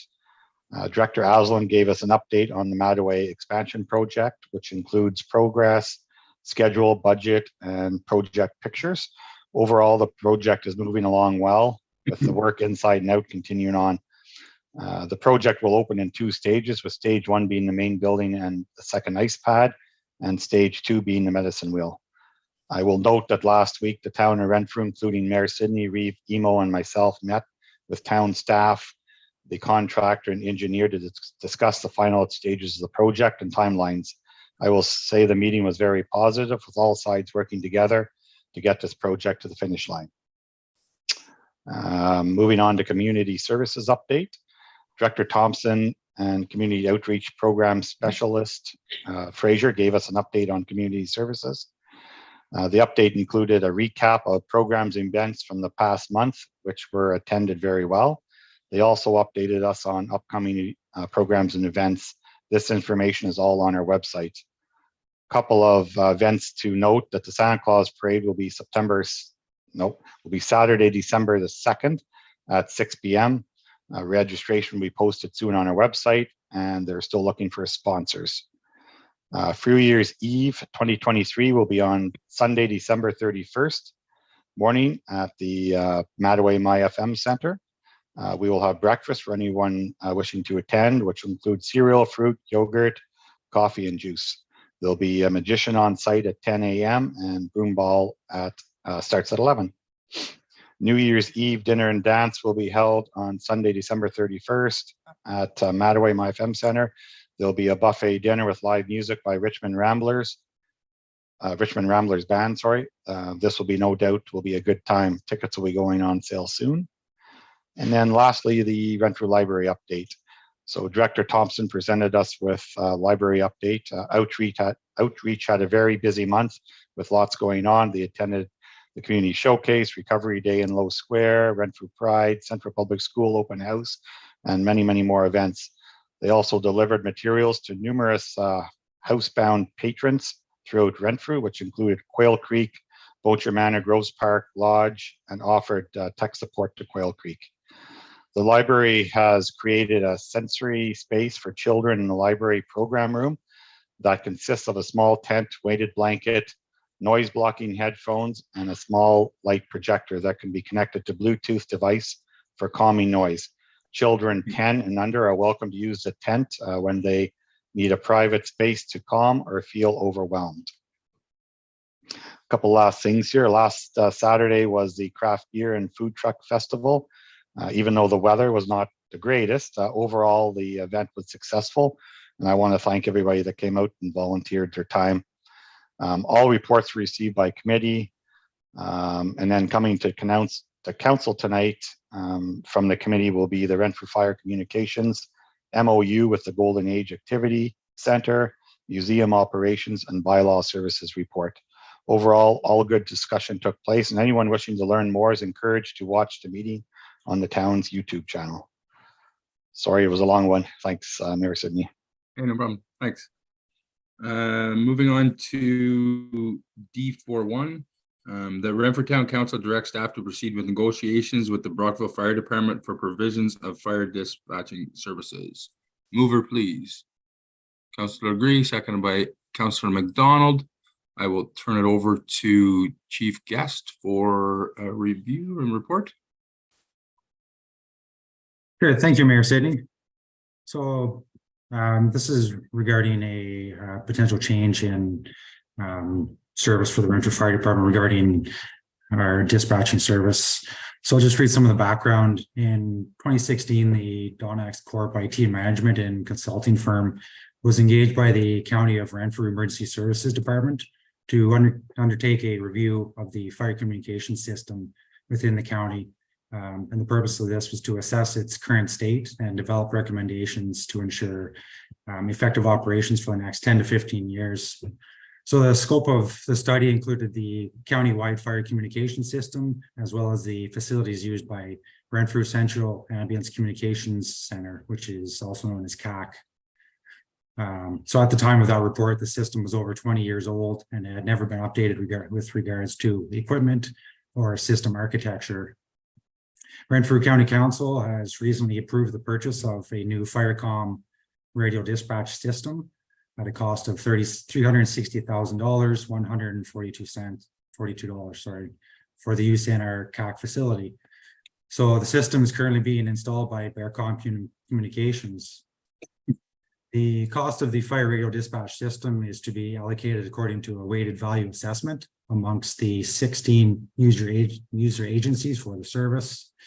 The allocated cost for the town of Renfrew would be $24,248.62.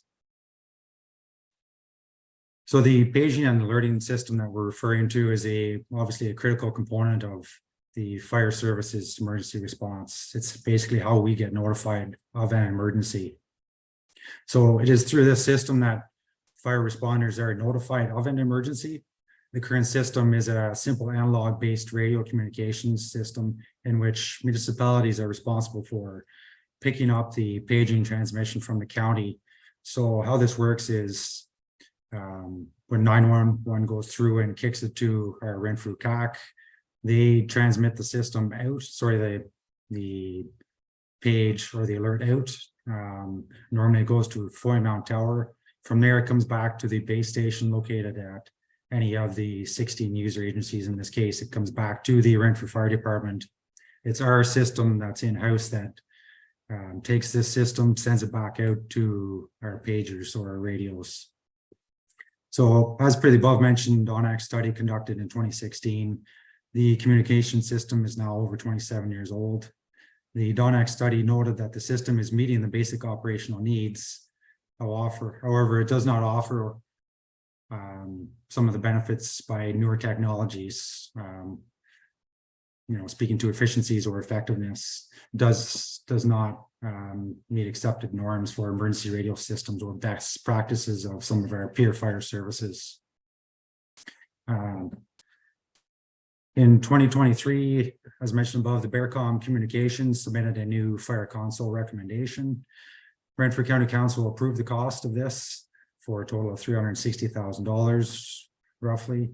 Bearcom Canada had not chosen to address the paging coverage at this point, because moving forward, they wanted to make sure that the system would dictate the direction for the potential new upgraded system. So while this new fire console is certainly welcomed and it's much needed improvement, unfortunately, it does not address some of the other equally important components of our radio system.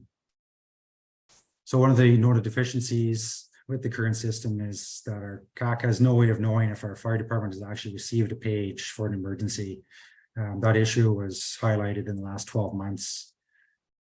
Another deficiency in the system itself is CAC does not have the infrastructure to monitor our fire tactical channel.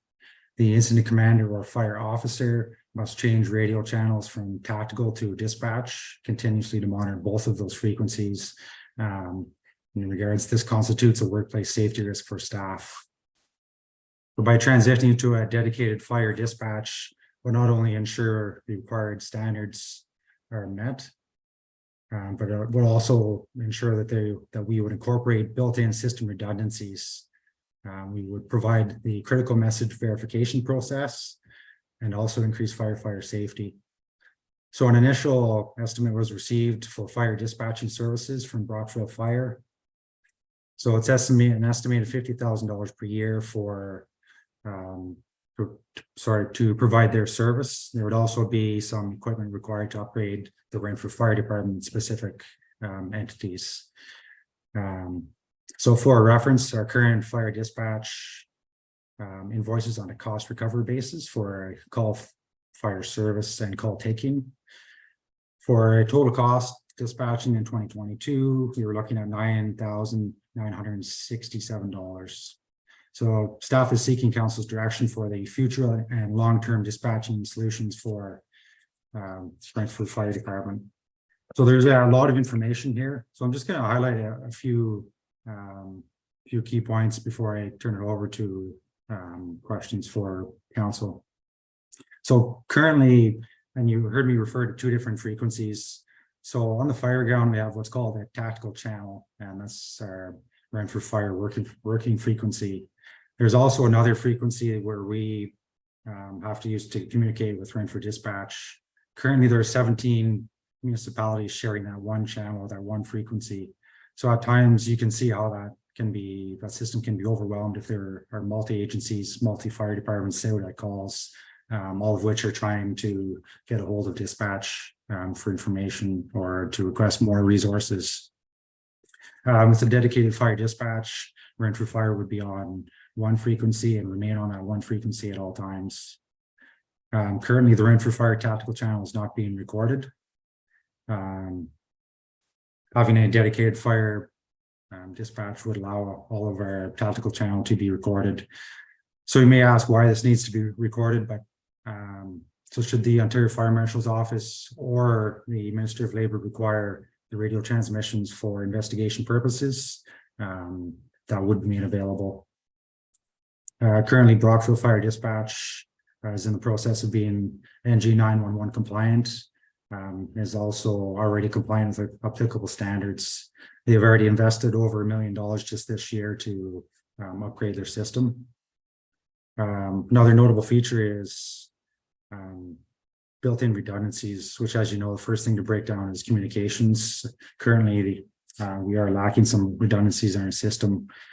So through Brockville Fire and the upgrade in our system, it will allow us to have some redundancies built in. So what they're speaking to here is dual internet providers, or basically an IP VPN dedicated internet channel back to Brockville Fire. And lastly, we would also have the ability to ensure that our calls have been transmitted and received by the Renfrew Fire Department. And as I mentioned, there is no way other than having us respond. There's no way that that Renfrew Dispatch knows we are actually receiving that emergency page. So I'd be happy to answer any questions you may have. Thank you. Great, thank you. Councillor Gray? Through you, Mayor Sidney. Not really a question, just comment, I guess. I know we're watching every dollar that's being spent right now, and I think this is one of these things where we can't just look at the dollar factor to it. It's this is people's lifeline, and there's a few red flags here that Chief Guest highlighted that's very concerning to me. Number one, that the dispatch center currently doesn't know if the duty crew gets the page or not. That is a massive time delay. Time they page again and try phoning the fire department. I know there has been issues in the past with this. So also 17 municipalities operating on one channel makes it very difficult, and switching channels and active fire and all this stuff. So I just hope that everybody looks at this from both aspects of them, because it is an increase and I get that, but again, it's people's lives are on the line here, and we really need to look at that aspect of it too. So that's it. Thanks. Thank you. Councillor Dick. So just to confirm, we're just approving you to talk to someone. Like, we're not talking about approving money or anything like that. We're just approving you to negotiate and talk. I apologize. Through you, Mayor Sidney. Sorry about that. No, not at all. Through Mayor Sidney. So yes, this is just to direct staff to proceed with to enter into negotiations, and what we'll do with, moving forward upon council's approval is confirm numbers and come back with probably a draft for your approval again. Any other questions? All right. I like the fact that we're gonna, presuming, doing the negotiation piece. I think Councillor Legree and myself will probably be the only ones that would understand the importance of moving this technology forward. I remember when I was dispatched for the Renfrew Police, when my shift was over, I'd go flip a switch in the old OPP station, and then the Renfrew Fire Department would then answer the phones for the police. And, so there's a lot of history and old technology. And I think, like Councillor Legree said, we're dealing with people's lives here. So I think if we can get as much information as possible and make sure we make an educated decision what's best for not only the firefighters, but also the community as well. So yeah, I think it's something that I think needs to be looked at and addressed and brought up to standard. So that's all I have to say. Any other questions? All in favor? That is unanimous. Thank you, Council. Moving on to D42, updated memorandum of understanding with the Golden Age Activity Center. The Renfrew Town Council approved the updated memorandum of understanding with the Golden Age Activity Center. Mover, please. Councilor Recorder, second by Councilor Legree. I will turn that over to Director Thompson. Are you going to report on that? Thank you. Thank you, Mayor. So it is the Golden Age Activity Center, which is a very valuable facility in the town of Renfrew and provides a lot of services for seniors, and has for quite a long time. We have had a memorandum of understanding for several years with the organization, and the current memorandum actually ran out. It is now expired, so it was time to review. It expired in 2021. So I met with the executive director and the finance officer for Senior Area Home Support, who look after the Golden Age Activity Center. We reviewed the outdated MOU. We discussed partnerships and opportunities, and it was then sent for legal comment as well, the draft. So just there is a financial implication. Sorry, I'm just trying to get my right screen up here. So you'll see that there was an increase to 20,675. That actually does not result in an increase in budget, because this year the town gave that amount of money, an amount of money to the Renfrew Victoria Hospital for the golf tournament. So for the follow for 2024, we could just put that amount of money into the agreement for the Golden Age. So it actually increases. They have not had an increase. They have had the exact same amount every year since 2017. And historically, I believe it has been, I'm not sure of the one before that, but there has been a long-standing partnership and agreement between the town and the Golden Age. So I'm not sure if there's any questions on any of the other thing I should note, sorry. No, go ahead. The other thing I should note is that we did put there is an appendix at the end of the agreement, and it shows some of the in-kind, which the old memorandum didn't have. So for example, they can use a facility, a town facility a couple of times a year, and they can we can help them with their marketing as well. So that is something we added in that's new. Councilor McDonald. Thank you. And either to the CAO, through you, Mayor, to the CAO, or to Kelly, are we putting our cost of living annual, I think it was a 6-year term we're talking about. I think you were talking about a 5% increase annually for each of those years, but I would lean towards a cost of living factor with it. It protects ourselves, and it also protects them. If the interest rates start to go up a bit higher than 5%, we're protecting their interests. But if they also start to dip down below the 5%, we're protecting our interests. And I think it just sets a precedence in terms of dealing with other groups, that if we arbitrarily just come up with a 5% increase yearly as opposed to a cost of living. So I throw that out for discussion. I tend to lean towards the cost of living as opposed to just an arbitrary 5%. So I don't know if anyone else wants to touch up, but that's my opinion. Yeah. Sure. And so the agreement that Kelly's negotiated sets out cost, like certainty for Golden Age, because they do utilize these funds to leverage provincial funds to be able to operate. So it's a commitment to the town. So it can be COLA to a maximum of 5%, but what this does is clearly set out for the duration of the agreement what they're expecting, and then we're not having to do a calculation. But whatever is the preference of council, you can so amend. But right now, 4.6.1 sets out the dollar amounts for each of the years all the way up to 2030. Councilor McWhorter. You're on mute. All right, sorry, through you, Mayor.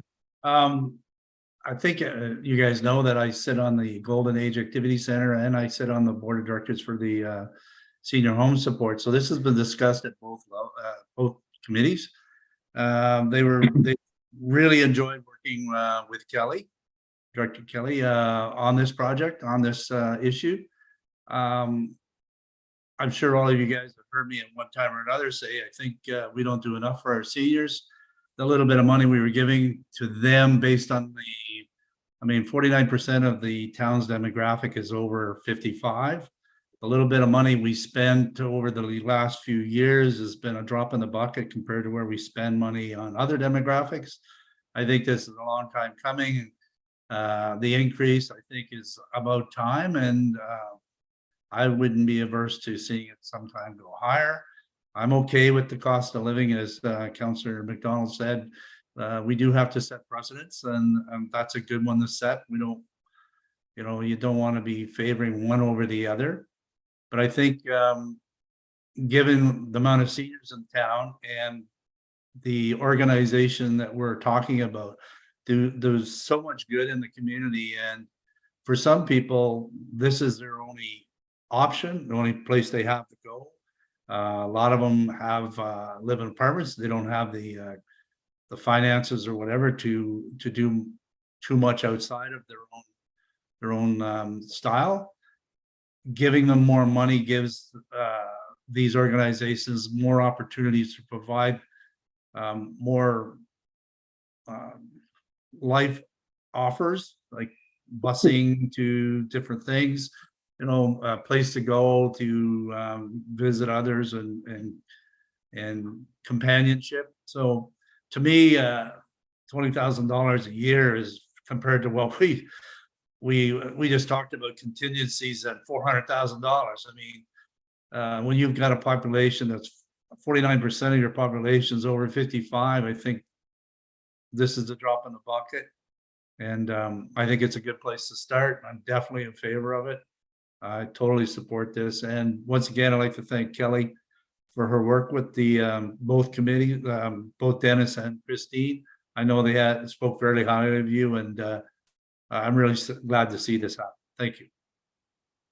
Thank you. Councilor McDonald, I just had a clarification before I go to you, Revimo. So when you say a cost of living, are you saying cost of living as opposed to the 5%, or are you saying the 5+ cost of living? I was thinking just cost of living as opposed to the 5%, and it would protect our interests if it, well, more or less it protects their interests too. If the cost of living is over 5%, we're going to adjust it accordingly, whether it goes to 6, 7. And I remember those days quite clearly. We at least protect their interests also. But I'm more concerned about setting a precedent, and I'm pro them. Like it's just, and I'll leave it up to the discussion of the council. So that's just my perspective. Revimo? Thank you. And I'm glad to see this continued, because I know when we wrote it up the first time, we didn't have a template. So cobbled together any number of documents from various other activities. And you'll note the just to what Councillor McWhirter was saying, when you look at the vision statement, it talks about health, and it talks about social and individual health and community, and advocating on their behalf. And so the documents remain pretty much unchanged. So that's great. And I like the idea of adding in the appendix. And to Councillor McDonald's comment, what we tried to do when we did the first one, we had I think we started off at $8,000 or $8,500, something like that, and then it was 2%, because they were at that time applying for grants on a 3-year cycle, I think. So we wanted to make sure that they had this document with a statement of commitment, so they could maximize and stack as many grants as possible. So my worry would be with the CPI approach is that they wouldn't be able to give a 7-year projection as to what the revenue is going to be, their stable revenue from us, and that might cause them a problem, because in theory, nobody could predict what the CPI is going to be cumulatively by 2030. And so that would be, I understand what you're saying, but I think if we stick with the 5%, that should be a fairly good average over that 7-year period. And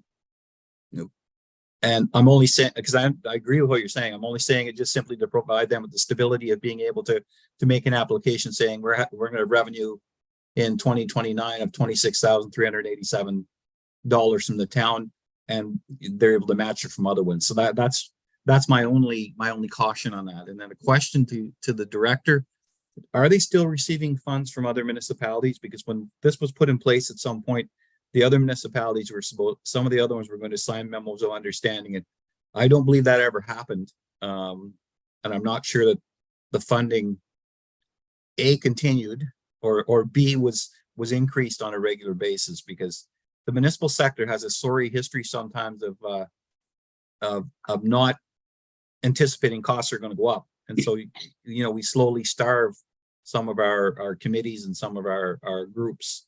And so I was just curious about what other municipalities are doing. Thank you.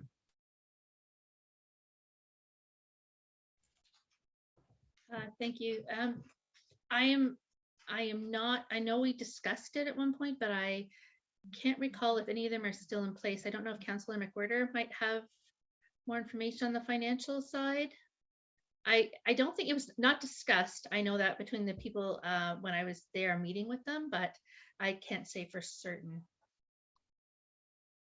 No, I don't have that information with me right now. I know there was some discussion, but it was more to do with the review they were doing with you, Kelly. So,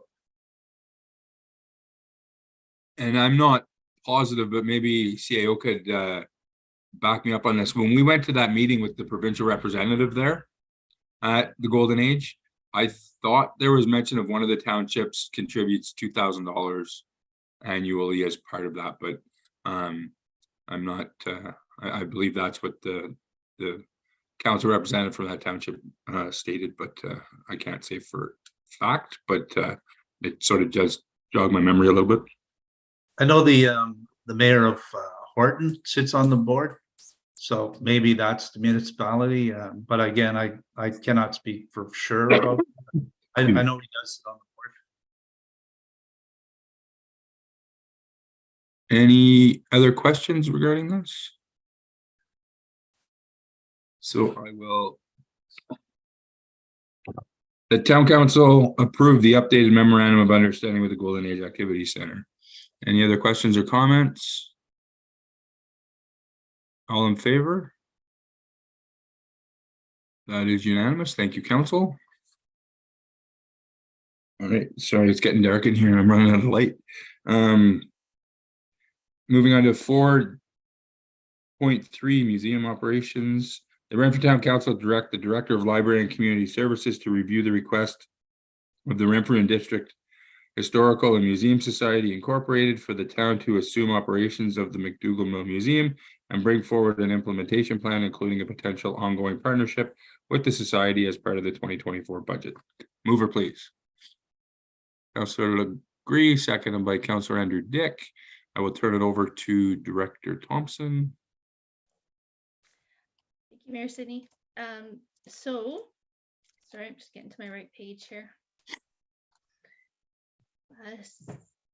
So the town of Renfrew has historically aided the Renfrew and District Historical and Museum Society financially with facility-related projects, some operational funding, and as well as some staff-related cost. The request came as a brief, so we received a briefing note from Debbie Hill, who is the administrative treasurer for the society, which indicated that the society has struggled with retaining and attracting experienced volunteers, meeting core museum functions, securing ongoing financial stability, sustainability. Staffing levels are inconsistent, and they do not have financial reserves, nor are they able to address the growing capital building requirements. So the society has asked that the town consider taking over the operational responsibilities of the museum. And they did outline some alternatives that they thought would work. For example, the town being responsible for the operating costs, staffing and core museum functions, as well as certain other things. So I think I also did find historically that back in 2012, the museum had been asking for support because they were struggling at that point. So it's definitely not something that has just happening, and kudos to them for managing this long and doing this well.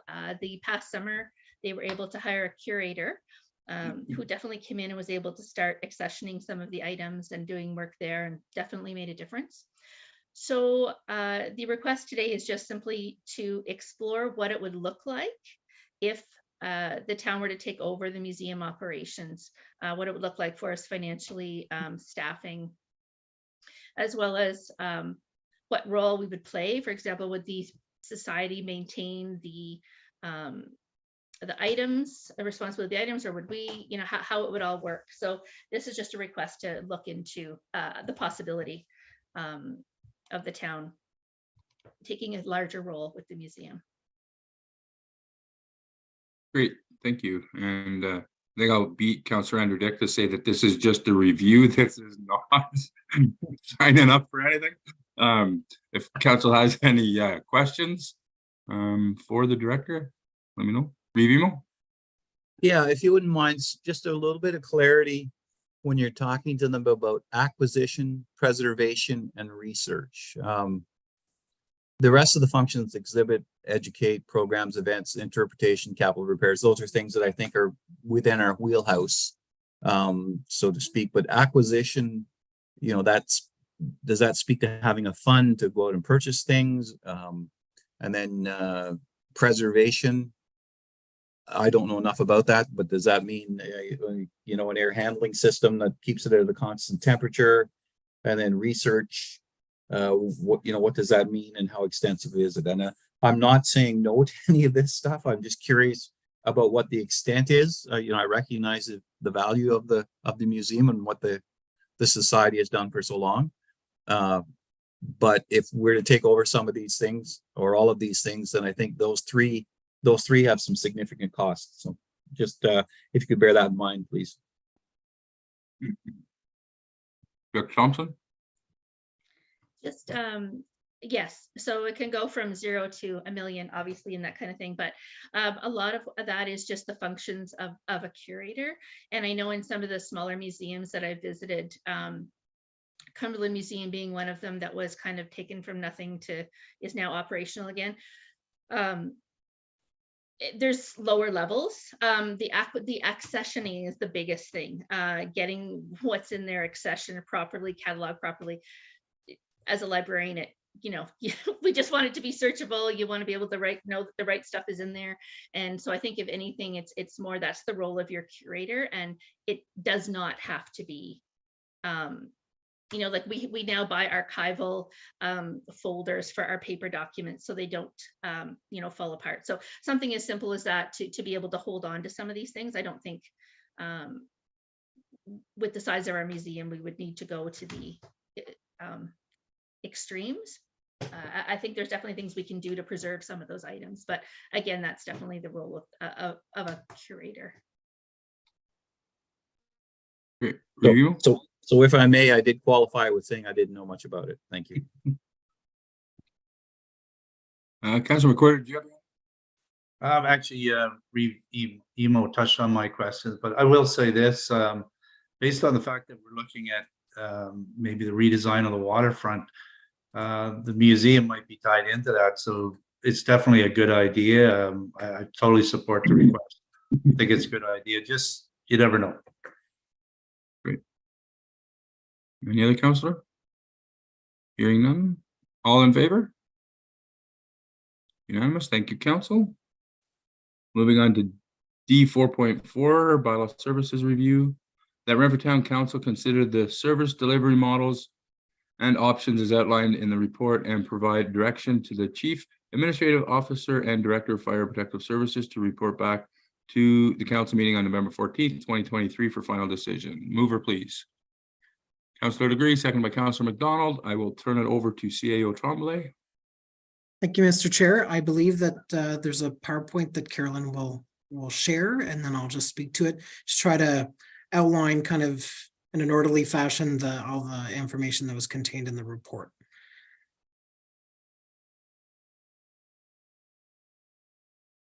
And I'll just note that this review came about, we renewed the existing agreement for 1 year to allow staff to undertake a review of bylaw services. So that's why this is coming forward. And the goal is to get a sense from council while presenting the options, which is preferred in terms, so when we come back in 2 weeks, we can focus on an implementation plan.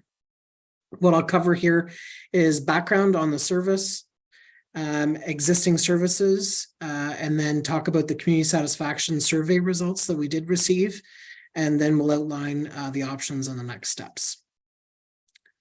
So next slide. So since 2012, the town has contracted MLES to enforce its bylaws, including parking, property standards, and animal control. MLES also serves 12 other municipalities in Renfrew and Lanark County. As I said, a 1-year extension is in place and the contract is up December 31st, 2023. So we do need some direction from council on the options going forward. MLES also runs the town's pound. It's located at the Public Works Garage, was recently used. There was a seizure of a kennel and a number of animals that were in harm's way. So it's used by MLES, as they also serve Admiston, Bromley, Horton, McNabb, Braeside, Greater Madawaska, and Whitewater region. And that one case was not in the town. It was services involving Whitewater region. So they run the pound for us and serve other municipalities. At some point, I will come back to council with just an outline of the local efficiency group. I'm not sure council has heard too much about it, and just what the review showed. Same thing with the Fournier report that came about with the CAO model, but just to So council has that and see progress on some of the recommendations. So the local efficiency group basically is the eastern part of Renfrew County, including Arnprior, Renfrew, Horton, McNabb, Braeside, Admiston, Bromley, Greater Madawaska, and Whitewater region. And back in 2020, this group received modernization funding from the province to look at a number of service delivery reviews. And with regard to bylaw, they recommended a multi-year, multi-municipal service agreement with MLES due to cost considerations. What has happened since, though, is that individual municipalities have entered into separate agreements. So there isn't one large agreement with MLES, but they do serve, as I said, 12 other municipalities in Renfrew County and Lanark County, including Montague. If you know where Smiths Falls is, it would be in that area. Bylaws currently being enforced under this agreement include signs, dog and cat control, prohibited animals, noise, waste collection, parking, taxi, refreshment vehicle, transient trader, clean yards, and property standards. Next slide. Based on the agreement, the normal hours of service are 8 a.m. to 4 p.m. Monday to Friday. However, at a different point in the agreement, it speaks to the level of service to include 45 hours per week for bylaw enforcement and 10 hours per week for parking control. So basically that response time Monday to Friday exists, but they do respond to calls outside those hours and are committed to a total of 55 hours. The total contract costs are $91,688. And in terms of revenue, when we look at bylaw fines and parking ticket fines, they're kind of below, depending on the year, probably in the range of 20,000. So if you look back at 2018 pre-pandemic, you're looking at closer to 25,000. And then if you looked at last year, we were closer to 17,300. So there is a source of revenue to offset some of these costs, but again, it does not cover the costs of the service. In terms of calls for service, and we started providing this to council at committee, I did clarify with MLES that this is all calls. So there could be one case, a barking dog, and a neighborly dispute where the neighbor's calling on the dog every day. Those would be counted. Each call would be counted. So the total calls to date were 632. And then you'll see the average there, like running from 607 in 2015 when they weren't doing clean yards, all the way up to 961 last year. But again, this is calls. So somebody could call 15 times on one problem. So it's not necessarily cases, but it's really calls for assistance. Next slide. We did conduct a community satisfaction survey from September 12th to October 2nd, and there were 223 responses, and 95% of respondents lived in the town of Renfrew. And I'll just highlight, the report speaks to it, and there is an attachment showing all questions, but I'm going to highlight 5 for you. In terms of the overall satisfaction with regard to bylaw enforcement services, very satisfied or somewhat satisfied were 22%, as opposed to somewhat dissatisfied and very satisfied, which would be 44%. So there will always be people in the middle that don't really care, but I would note here that there is a real difference between those that are satisfied or very satisfied and those that are very dissatisfied or somewhat dissatisfied. So the dissatisfaction here is at 44%. How important is bylaw enforcement? So regardless of how people feel, is bylaw enforcement important as a service that the town provides? It is 49% said it's very important and 25% said it's somewhat important. So I think this is a really at close to 75%. It shows that bylaw services are important to the residents, and which is important to note because we don't want to be offering services that aren't of importance to the residents of Renfrew.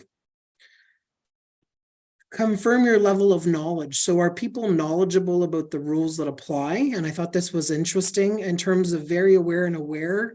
We're at 77%. So people know that bylaws exist. They know that there's rules that apply to things. So they're dissatisfied, they're very knowledgeable, and they also think that the bylaw is pretty important. So what level of bylaw would you like to see? And then 53% said more enforcement, 32% said maintain, and 11% said less enforcement. And the other 6, I'm not sure what they were thinking, but there's always another. In terms of, do you feel that current bylaw services are responsive and timely? 43% disagreed with that statement. and 17% felt that it was timely. So again, this is a good marker of that people think the bylaw is important. They have general knowledge of what it is. They'd like to see more service, and but generally they feel that it can be more responsive and timely. In terms of the options that are outlined in the report, and I didn't recommend one off the bat because I want to get a sense from council what's most important. Is it the timeliness of the service? Is it cost containment? So these options provides an outline of depending on what a council is seeking with this review. So in terms of option one, which is keeping the same level of service with the same service provider, MLES has noted that they would maintain costs and would be open to a 3-year term with a potential 2-year extension, and cost of living adjustments starting in year 2, no greater than 2%. So in this case, this is very similar to provisions they have with other municipalities. Option 2 would be to keep the same level, but expand the level of service.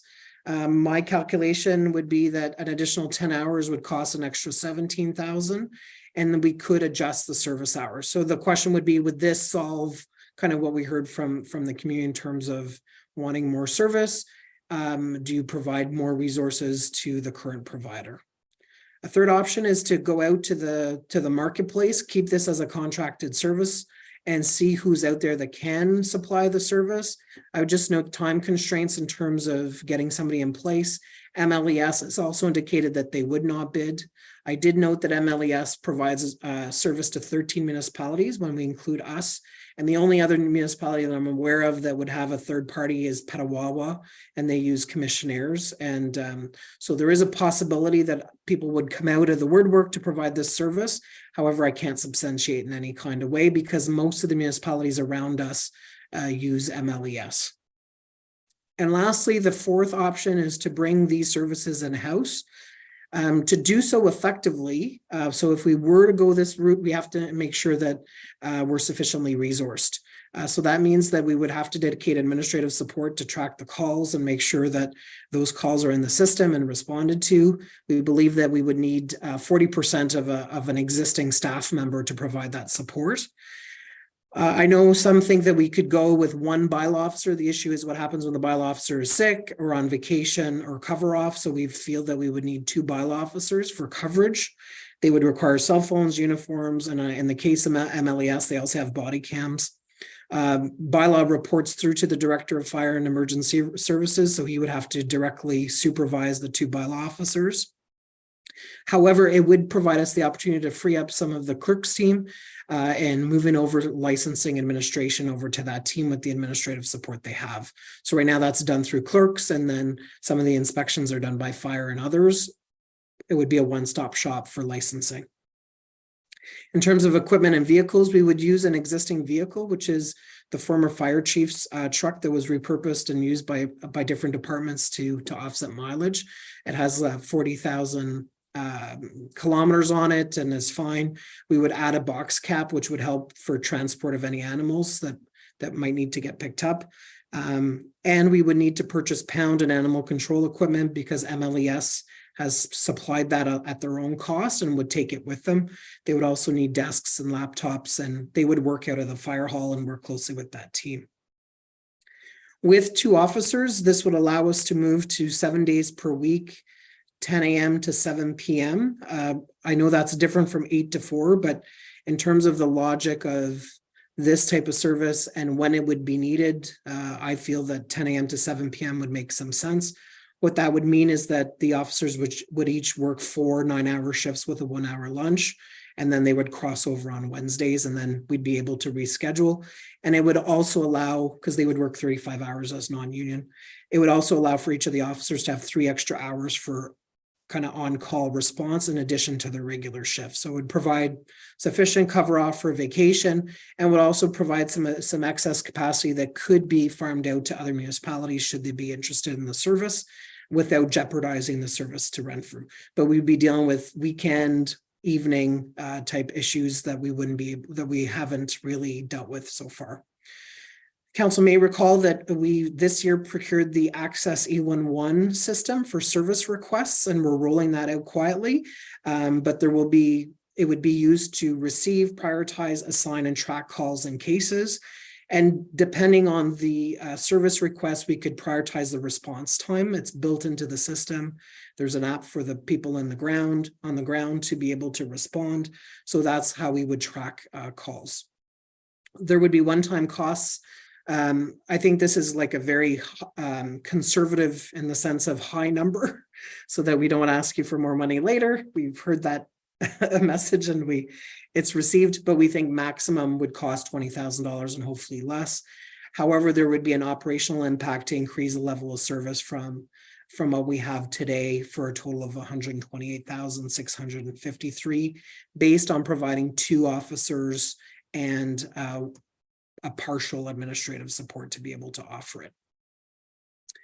In terms of next steps, I just wanted to let council kind of consider the information and so that a final decision is made in 2 weeks' time.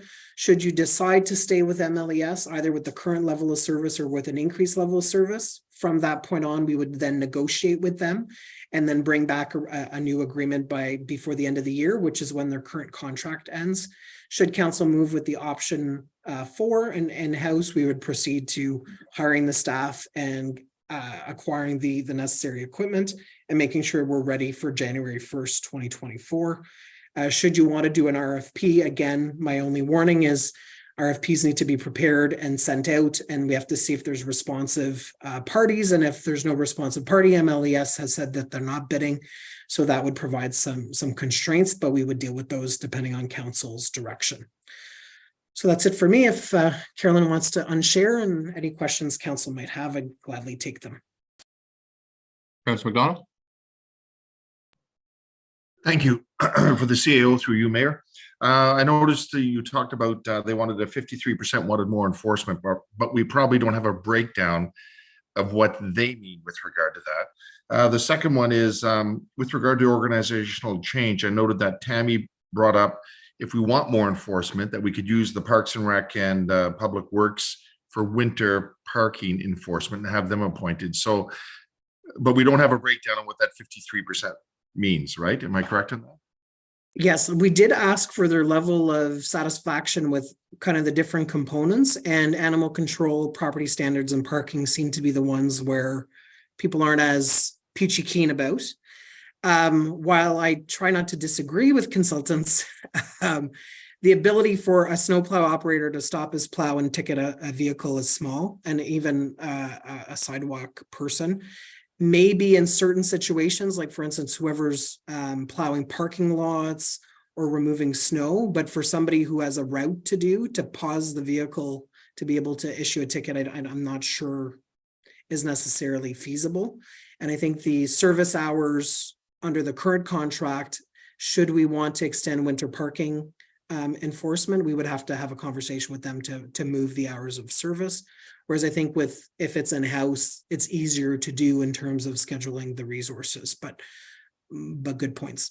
But I would say parking, property standards, and animal control are usually the ones that from the survey results where people were less on the margins happy with. Thank you. Any other questions? Councilor McCorder. Through you, Mayor City, for you, CEO. You mentioned 128,000. That's over and above the 91,000 we're already spending. So that would be plus the 91,000. And for salaries, so when you talk about wages, is that taking in the consideration what we as a town pays for benefits and compensation and all the rest of that? Is that included in that, or is that over and above that? Yes, through you, Mr. Chair, to Councilor McWhorter. Yes, it would be an all-inclusive amount. So it would be all employee-related costs associated with the staff, and it would be in addition to the 91,000.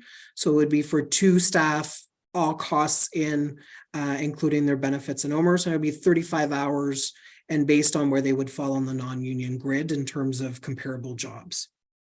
Okay, so if we just added 17,000 to the 91, it would be much cheaper and we would get a little more coverage. compared to just over $200,000 for 2 more staff. And going forward, as we all know, staff continue to go up in price and they don't go down. So there would be an increase every year, I would think substantially compared to the other options. So, okay, thank you. That's great.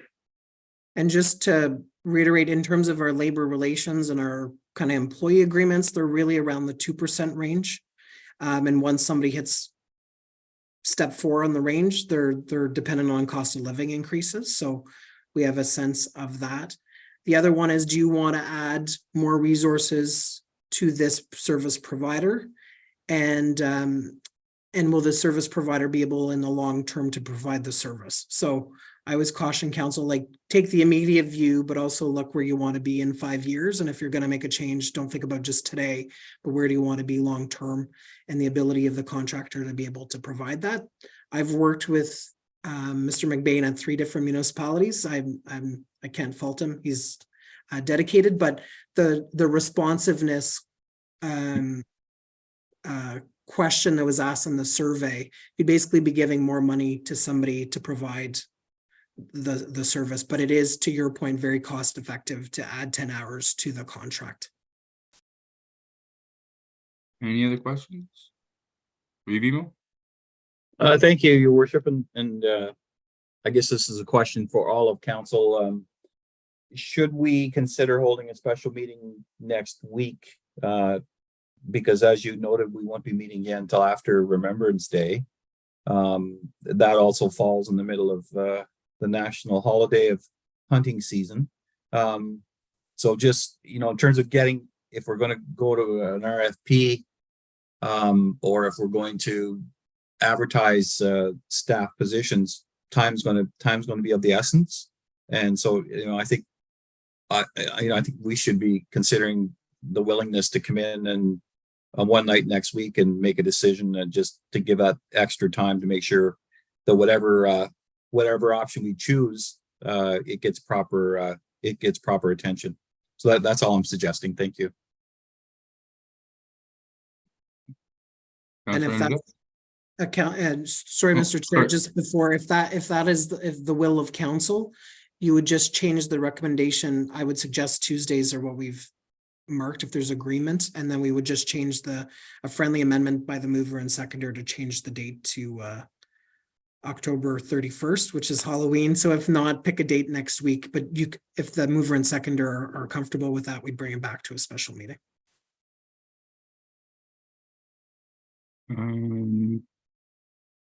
Councilor Andrew Dick, and then we'll address Thank you, Mayor Sidney. I do want my points to get across tonight in this meeting. I've been looking through the numbers, and there's some concerning things with what's going on right now in my mind. In 2022, they had 961 calls, and they only gave out $100 worth of fines on bylaw enforcement. So, no, you're shaking your head, Aaron? Correct, Andrew. So the way the bylaw fines work is they have to issue the tickets, and then they have so long to pay the tickets or recover those funds from residents that have been issued those fines. So I wouldn't, yes, it says that we received $100, but that doesn't mean they haven't issued bylaw fines. We just haven't received them as a municipality. And if I can just add to that, what happens is, and I think this was as part of Tammy's recommendations, to look at administrative monetary penalties, which they would pay us directly versus going through the Provincial Offences Act process. And to Aaron's point, they can issue a ticket and it can take 18 months before the revenue comes in. However, there has been a decline. I'm going to note there has been a decline in revenues since the pandemic. The issue is the more tickets and bylaw infractions you get, the more calls you might get in terms of people being unhappy. But there has been a decline. So I don't know if that means there's less parking enforcement based on the calls for service. Technically there isn't, but I think you point out, Councillor, a good point, which is the revenues aren't necessarily matching the calls of service that they're recommending, and we don't have control over that data. So, but you do raise a good point in terms of there are some revenue, the revenue seems a little flat, and they're saying that the call volume is going up, but it is indicated by the POA out of Pembroke and the Provincial Offences Act and how that's processed, and we eventually get the money. Okay, so great point, but I still, like, I'm looking in 2021, $400 and 12 charges. In 2022, we had 13 charges with $100. And in 2023, we have $866. So my concern is they're working 45 hours a week and they've only charged 12 people 1 year, 13 and 8. I can assure you that those numbers, they're way too low for the amount of hours they're putting in. So I'm going to leave it at that. I think it's important. I want my thoughts on record. I'm 100% supportive of option 4. We need to take this back in-house to offer a better level of service to our taxpayers. The taxpayers have spoken through the survey, and I really think that's the direction I want to go. I like Revimo's suggestion. I think we should meet next week, and then we don't have to hammer it down tonight. We can really hammer it out just next week and really bounce ideas off each other. I think that's the direction we should go, just not on Halloween night. It might be my daughter's last year trick-or-treating and I want to be with her. Just saying. Thank you, Mayor Sidney. Yeah, Treasurer Broom, you had your hand up. So I also want to note to the costs that you wouldn't have seen in this report, and this is my fault for not providing that, but it's not an easy cost to pull up because it's not directly linked to a GL in our financial system. So when they issue property standards tickets and incur costs, those costs get directly applied back to the tax roll as well to be collected.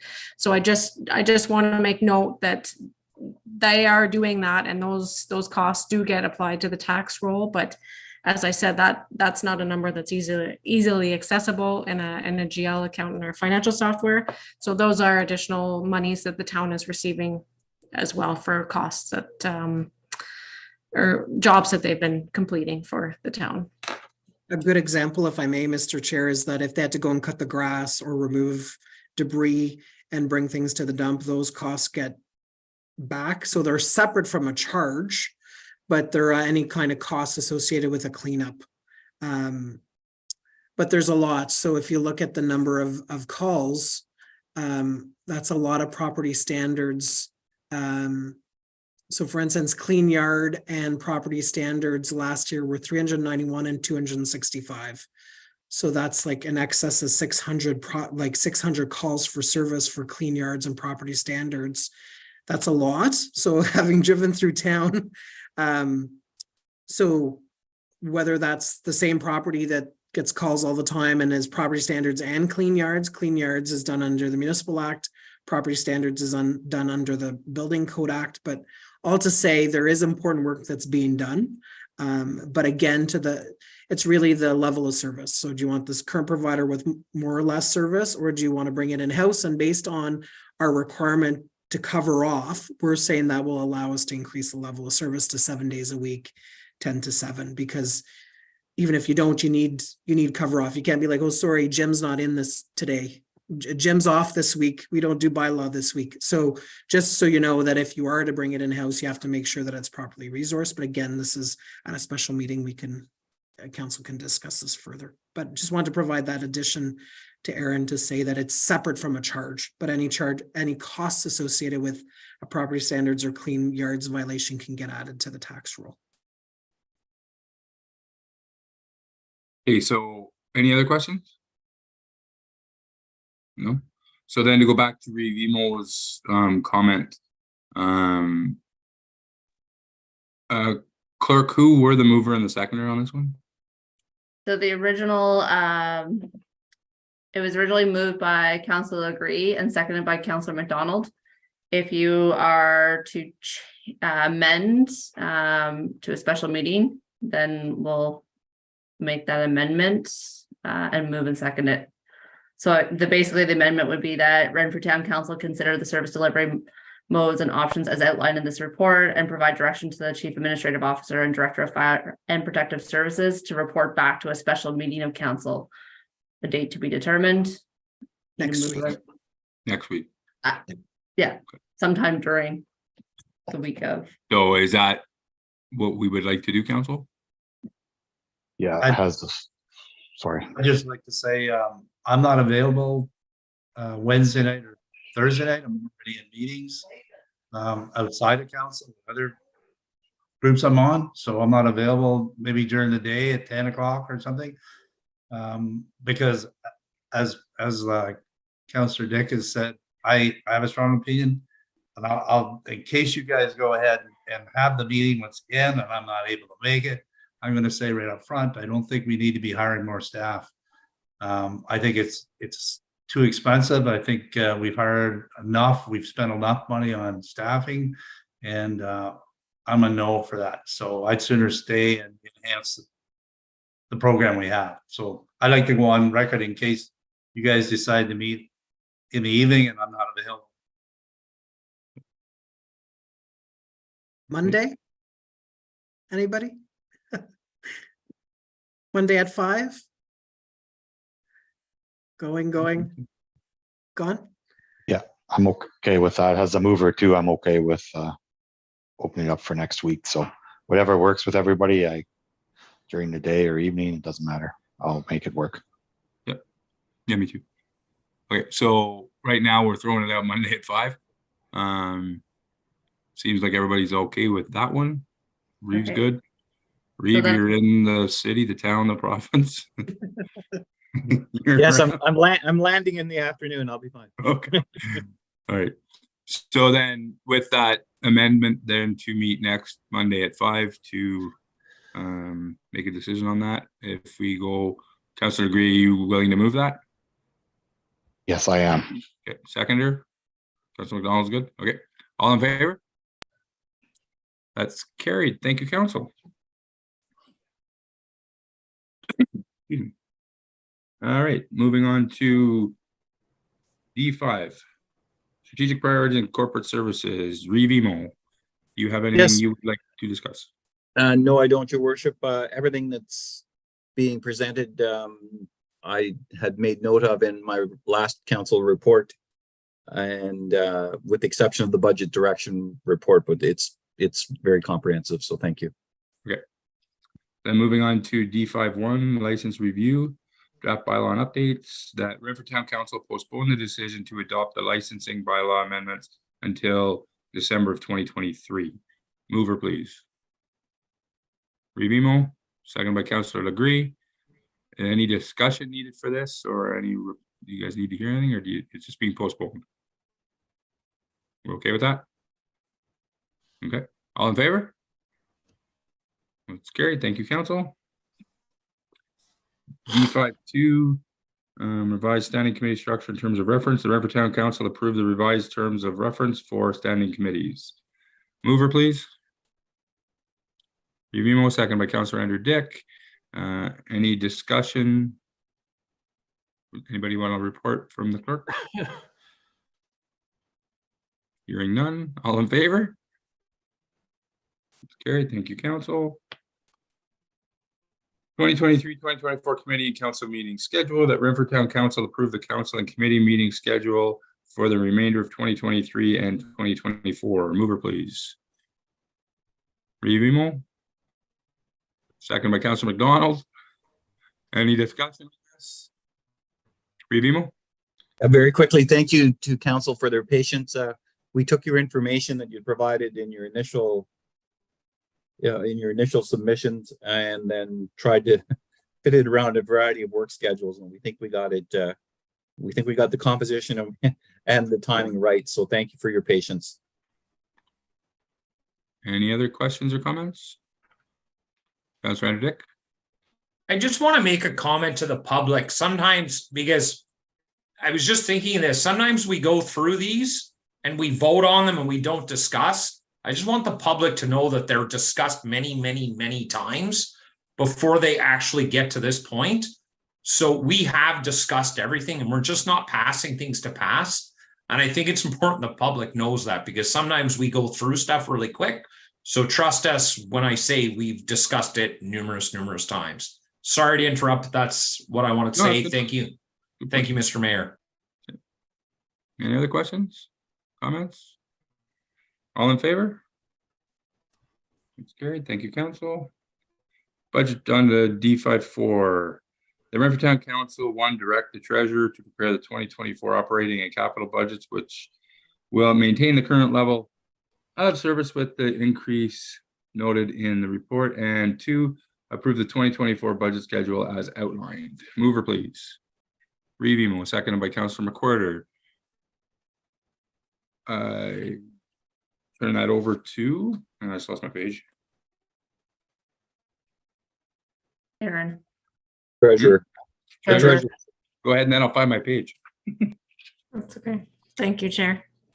So this report's just meant to outline the upcoming budget pressures and recommend a levy increase that will allow the town to maintain its current level of service.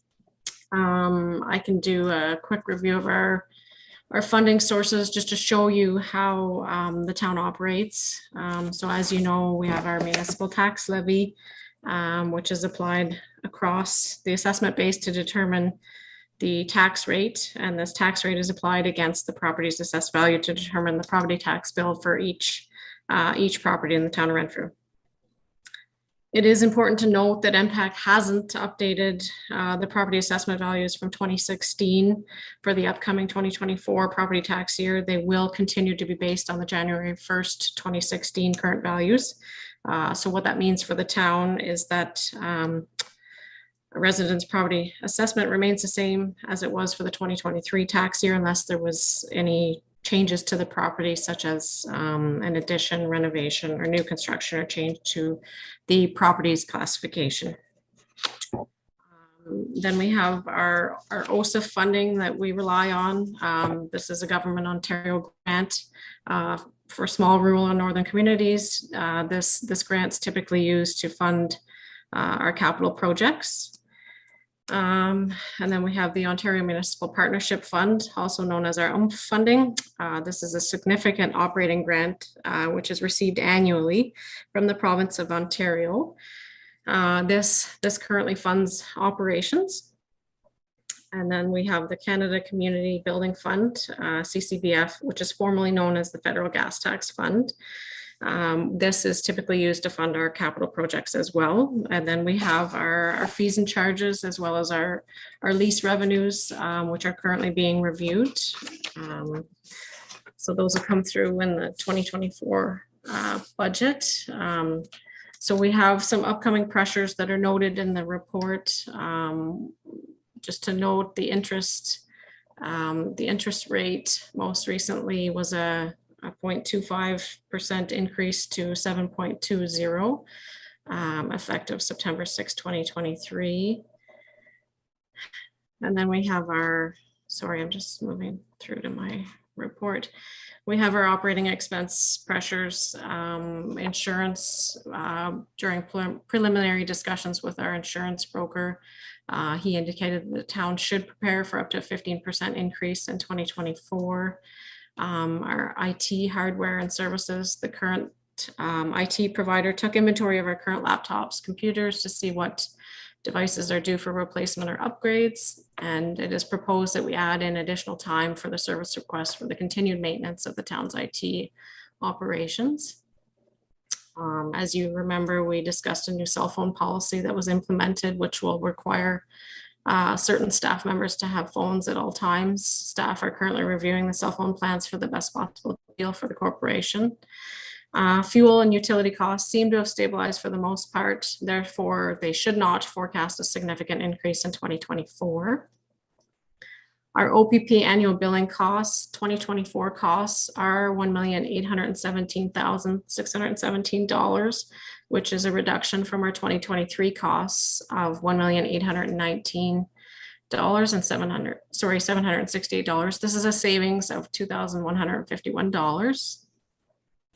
The Ontario Clean Water Agency, also known as Aqua. So council has directed staff to enter into negotiations with Aqua. And upon initial discussions with Aqua, it was determined by myself that there could be potential savings of approximately $150,000, which could be allocated to a reserve for future capital projects. We have our debenture repayment costs. The town currently pays $1,340,411 in debenture repayments on an annual basis.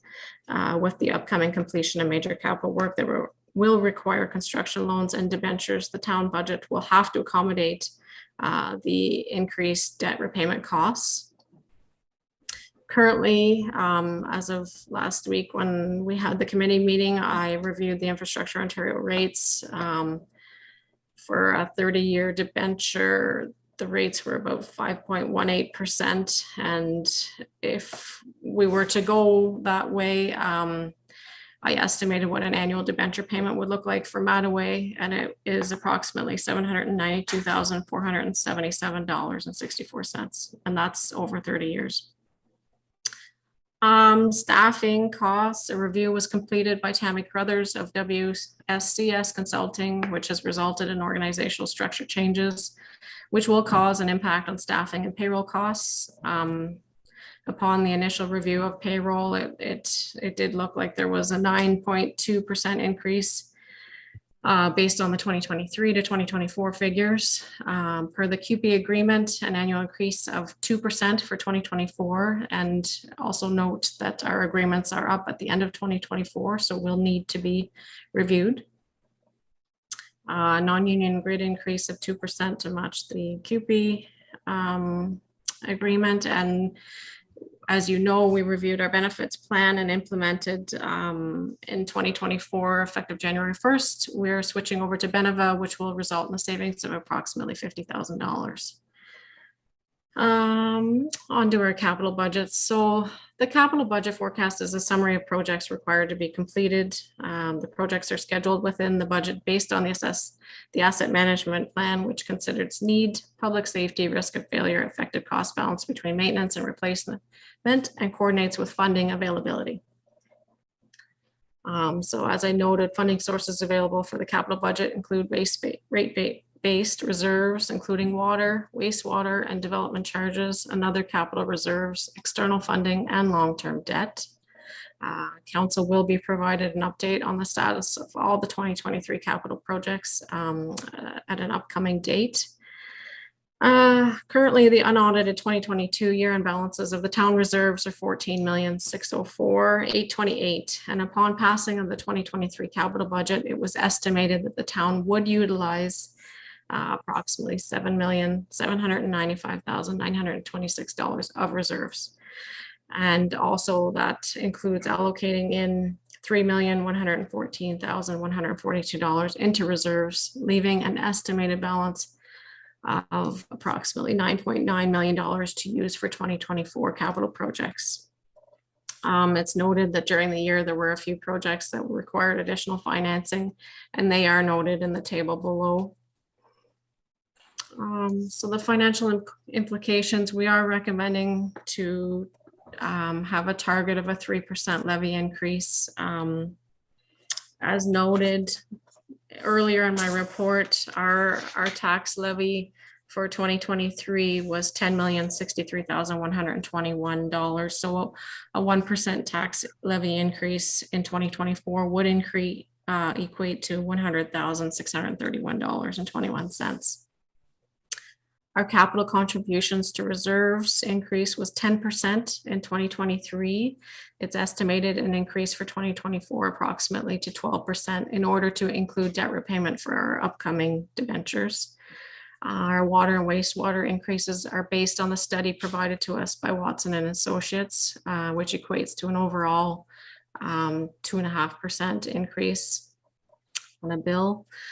And then you'll see our schedule of events. I know the budget was to be tabled in November, but with staffing and notifications of funding not to be received until December, I think it makes most sense to push it back to December. So it looks like December 19th, we would table the draft budget. And then from there on in, it would go to each of the standing committees for review and then come back to council for a public meeting for review again. Any questions you guys may have, I'd be happy to answer. Questions, Council? Council McDonald? Yeah, thank you, Mayor, through you, Aaron, just to confirm, so that 3% that you're recommending is just to remain status quo. I may have the wrong wording there, but that doesn't include any projects that we're looking at in terms of maybe sidewalks or paving and all that sort of stuff. So if you can just top up on that. So our 3% increase would be for our operating budget, but also includes, we'd have to include the transfers into reserves in order to fund our capital projects. So that's not something I can really tell you off the top of my head until I get into preparing the budget. But I think it's a good starting point for us, for the CAO and myself and our deputy treasurer, just to take a look at everything and the increased costs with operating Mattaway and such. I think it's a good starting base. Okay, thank you. You're welcome. Councilor Gray? Through you, Mayor Sidney, I just have two questions, and I apologize if you mentioned this already, Treasurer Broom. My internet was cutting in and out there. I just want to clarify the debenture for Mattaway. So payments over 30 years is I forget how much, but 700 some thousand a year. If 1% tax levy equals $100,000, does that mean we have a 7% levy before we get started, or is some of that 700,000 rolled into the 3%? Is that something you can answer now or no? I can try. So our hopes are with some of the revenues coming in, they will offset and assist with the debenture repayment. You are correct in saying that yes, there's a 7%, but hopefully there are other ways that we can find the monies to pay for that debenture repayment. I don't know if the CAO wants to add anything to that, but that's my initial thoughts. Just to add, a great point. I think the 3% is all inclusive of all our operating costs, as Aaron has said. So contributions to reserve, but also debt repayment. So for us to stay within 3%, we literally have to find 4% cuts to pay for Mattaway alone. And I just want to point out the 9% staffing projection is based on people moving. So if you were hired and you're a young whippersnapper, but you do good work, you move up the food chain, you get that plus cost of living. So, and we've also had a preliminary view of the recommendations of the consultant on the finance review and the winter summer maintenance review, and built in some of those costs, including some of the reports you've seen today about bylaw and the museum, as an example, looking for more support. So that's a high level number. The 3% target would force us to look at cuts to just on Mattaway alone. However, we did do some projections last year, and there's some the treasurer was very conservative and did include some debt repayment related. There's room in the 2023 budget to help, but it's not enough to cover the full debenture. And the flip side to that is if you don't get a debenture to cover your costs, you're taking it from reserves, and your $10 million of reserves can't be used then for shave and pave or road rehab, as we're rebaptizing it. So it's a complicated game that we will do our best, and it's just a target. So Erin will do her best with the department heads and myself to get to the 3%, but we'll come to you with where we were able to land, understanding that yes, a debenture has an impact, and we'll have to find the funds to do it. And also, I just want to reiterate, like, reserves are there, but once you use them, they're not there. So if you're using them all for Mattaway, you're not doing road projects, as an example. So it's a balancing act that the treasurer, I have full faith in the treasurer to balance those out, and she's aware of those costs. Okay, thank you. And if you don't mind, Mayor Sidney, just one more quick question, just for my knowledge, with impact still used in 2016 assessments, does that mean, so that obviously if the house values went up between 2016 and now, that's not taking effect into our tax, right? But if somebody puts in has a building permit, they're putting in a pool or adding on to a garage, that's implemented immediately in the following year. Is that correct? Or correct? Yeah. So we're just missing the house value, what it's gone up, and okay, correct. Perfect. Thank you very much. You're welcome. And just a quick point, the best way to view that is that's just how the pie gets divided. It's the same pie, like assessment growth. Like if it's new growth and it's a new construction or an add-on, that's fine. But when they do the reassessments, it's just how we divide the pie. So instead of me getting my house was 1/3 and Aaron's was 2/3. Now hers is half and mine's half. It's just redistributing the load. So just in terms of budgets and getting more money out of reassessment, you're not. I should just leave it there. But you got it bang on, Counselor, when you said, well, but new additions and new construction, yes, those are added taxation. Perfect. Thank you for that. Any other questions? Vimo? Thank you, Your Worship. OMPF, we should hear the numbers in the next couple of days, and I don't think our number will change much. I think we went up $14,000 last year or something, so I think the number should remain fairly static. OCIF, we're still asking questions about beyond next year. We haven't heard anything. Apparently, the government of Canada and the government of the province of Ontario are negotiating, so we're not sure what that's going to look like. It's likely not to be called OCIF. It's likely to be called something, a new acronym with new criteria. But I understand the criteria shouldn't affect us too much. And CVA, my guess is it'll remain pretty static. So our numbers shouldn't be too bad coming in on our what is our known revenue side, known until the end of this year anyway. And so just the idea of the 3% was we recognized we had to give a guideline for staff to be able to produce a budget, knowing it would go back to committee. And I know when it comes back to us at corporate services, I'm going to be asking about a couple of things. One is specifically the IT portion. When we had the report from the consultant, I don't want to be too dramatic, but it sounds like our systems are old, our operating systems, and some of our equipment is duct taped together, to hold everything inside it, and we're still using it. So those are the kinds of things I think we're going to have to look at. And I know we just talked about automating more automation on the public works side in the vehicles, and so there's some things that need changes over the years. So those will be the kind of questions you'll get, I think, from committee members, and certainly from those of us in the Corporate Services Committee. We've read all of those reports, and I know when your budgets come back to us, we're going to ask questions around those things as well. So thank you to the treasurer and her staff. It's difficult to blue sky and put together a responsible number, but I like the fact that it's a nice detailed report, and you talked about our revenue, and then you also talked about the budget pressures, which I think is a highlight for council. And I want to highlight $79 million, as our budget this year with everything that we've done. And if you recall, we spent $10 million in the community as well, just on day to day of that 79, and 10 million of that was spent in the community, whether I think it was 7.7 million in Renfrew, and then the rest in the county. So a fairly significant, we're a fairly significant contributor to the local economy. So thank you. Any other comments from council? Council Recorder? Through you, Mayor. I just want to say, when we discussed this at corporate committee, of course, the debenture came up, and there's a lot of gray areas there that are unknown till, as Aaron said, till December. We recommended this going ahead because we had to have a place for staff to start at. I think if staff can come in with 3% based on a debenture of over $79,000 or $700,000 for that Mattaway, I think they'll be doing very well.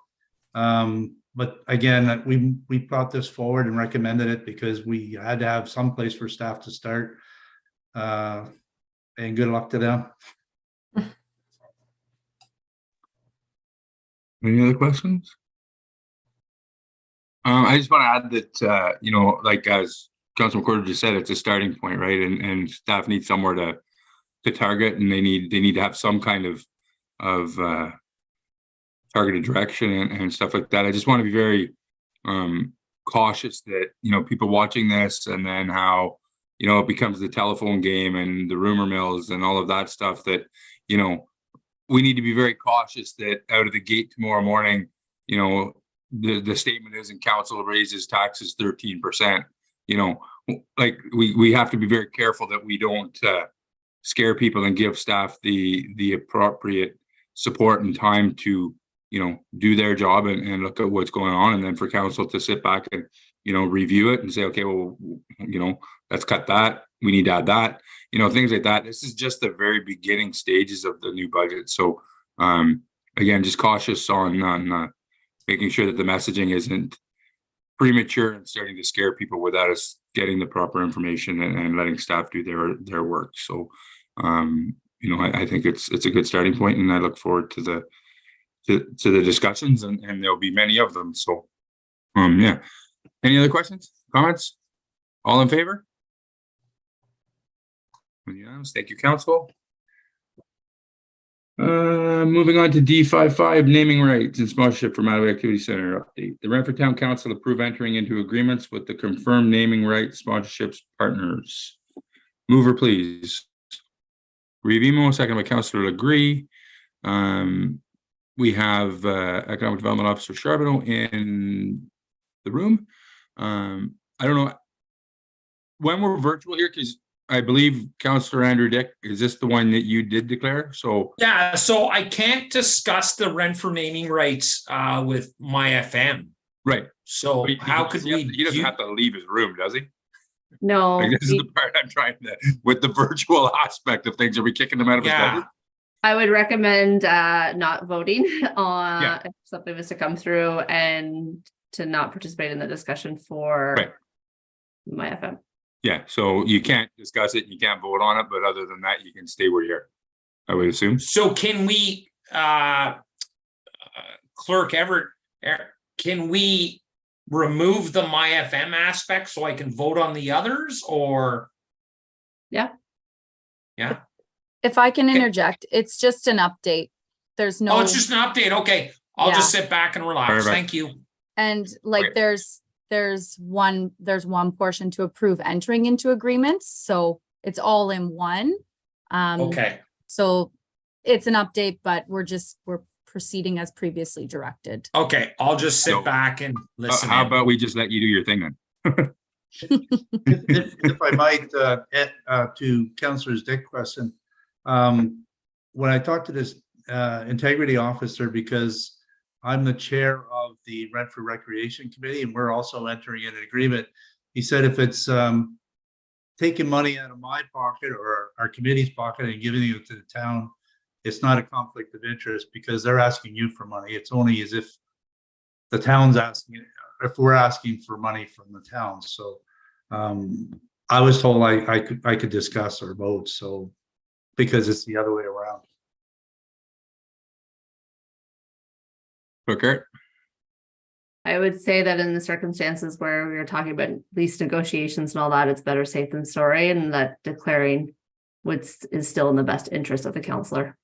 Yeah, but it is the councillor's. From the integrity officer, though. Yeah, I knew he knew what he was doing, but sure. It is the councillor's call, so if the councillor wishes, but I just wanted to reiterate what the manager said, Victoria, that we're just bringing forward what you've already told us to do. So this is in keeping with a recent report that you did, but if the councillor did declare, I'm not sure if he did or not, but if Councillor McWhorter does, okay. Yeah. All right, I'll turn it over to you then. Thank you, Mayor. So as preamble, this is an update for council and the public.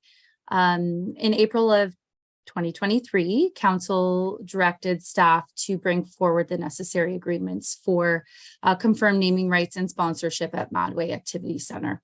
And additionally, at that same meeting, council directed staff to issue expression of interest for the remaining naming rights and sponsorship opportunities at the center. So the report goes on in the discussion piece to list the proponents that we have in oral contracts and draft agreements, secure naming rights for, and they're outlined there in the table, and their associated annual fees.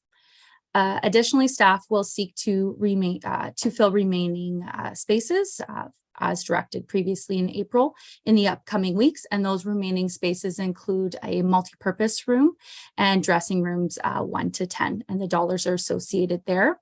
So the naming rights revenue is allocated in the table at $40,250 per year.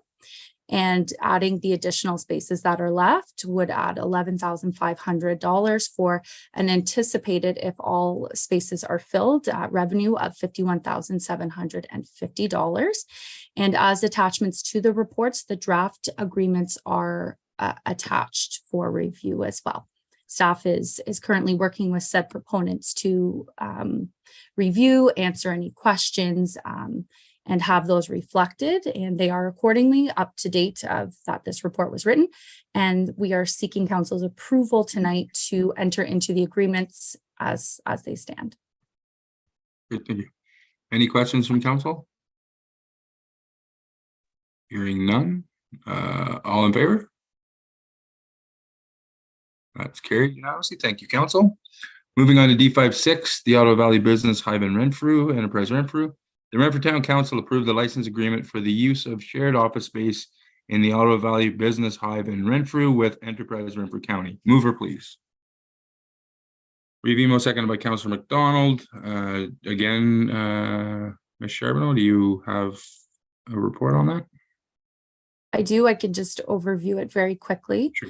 As you know, and as the public knows, we are currently working to open our Ottawa Valley Ottawa Valley Business Hive located in Renfrew in the former OPP space that was recently renovated in our town hall.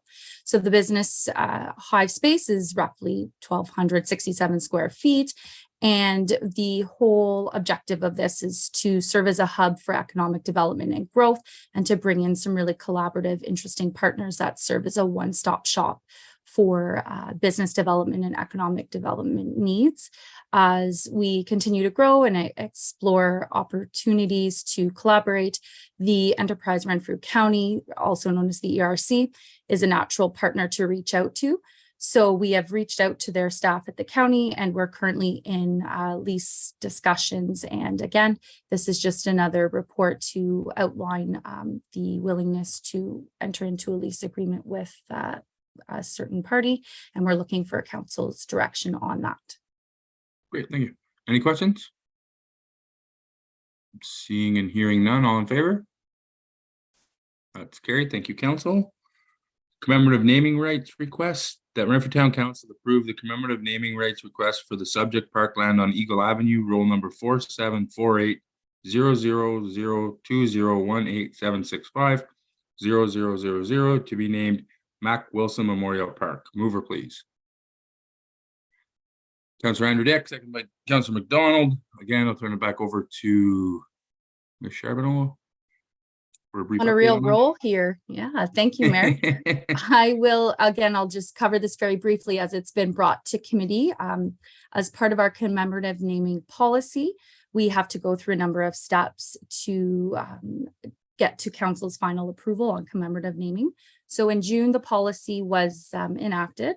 And then in June, we also received correspondence from the Wilson family to have a park named Mac Wilson Memorial Park in Hunter Gate subdivision, which he is the developer who started that subdivision.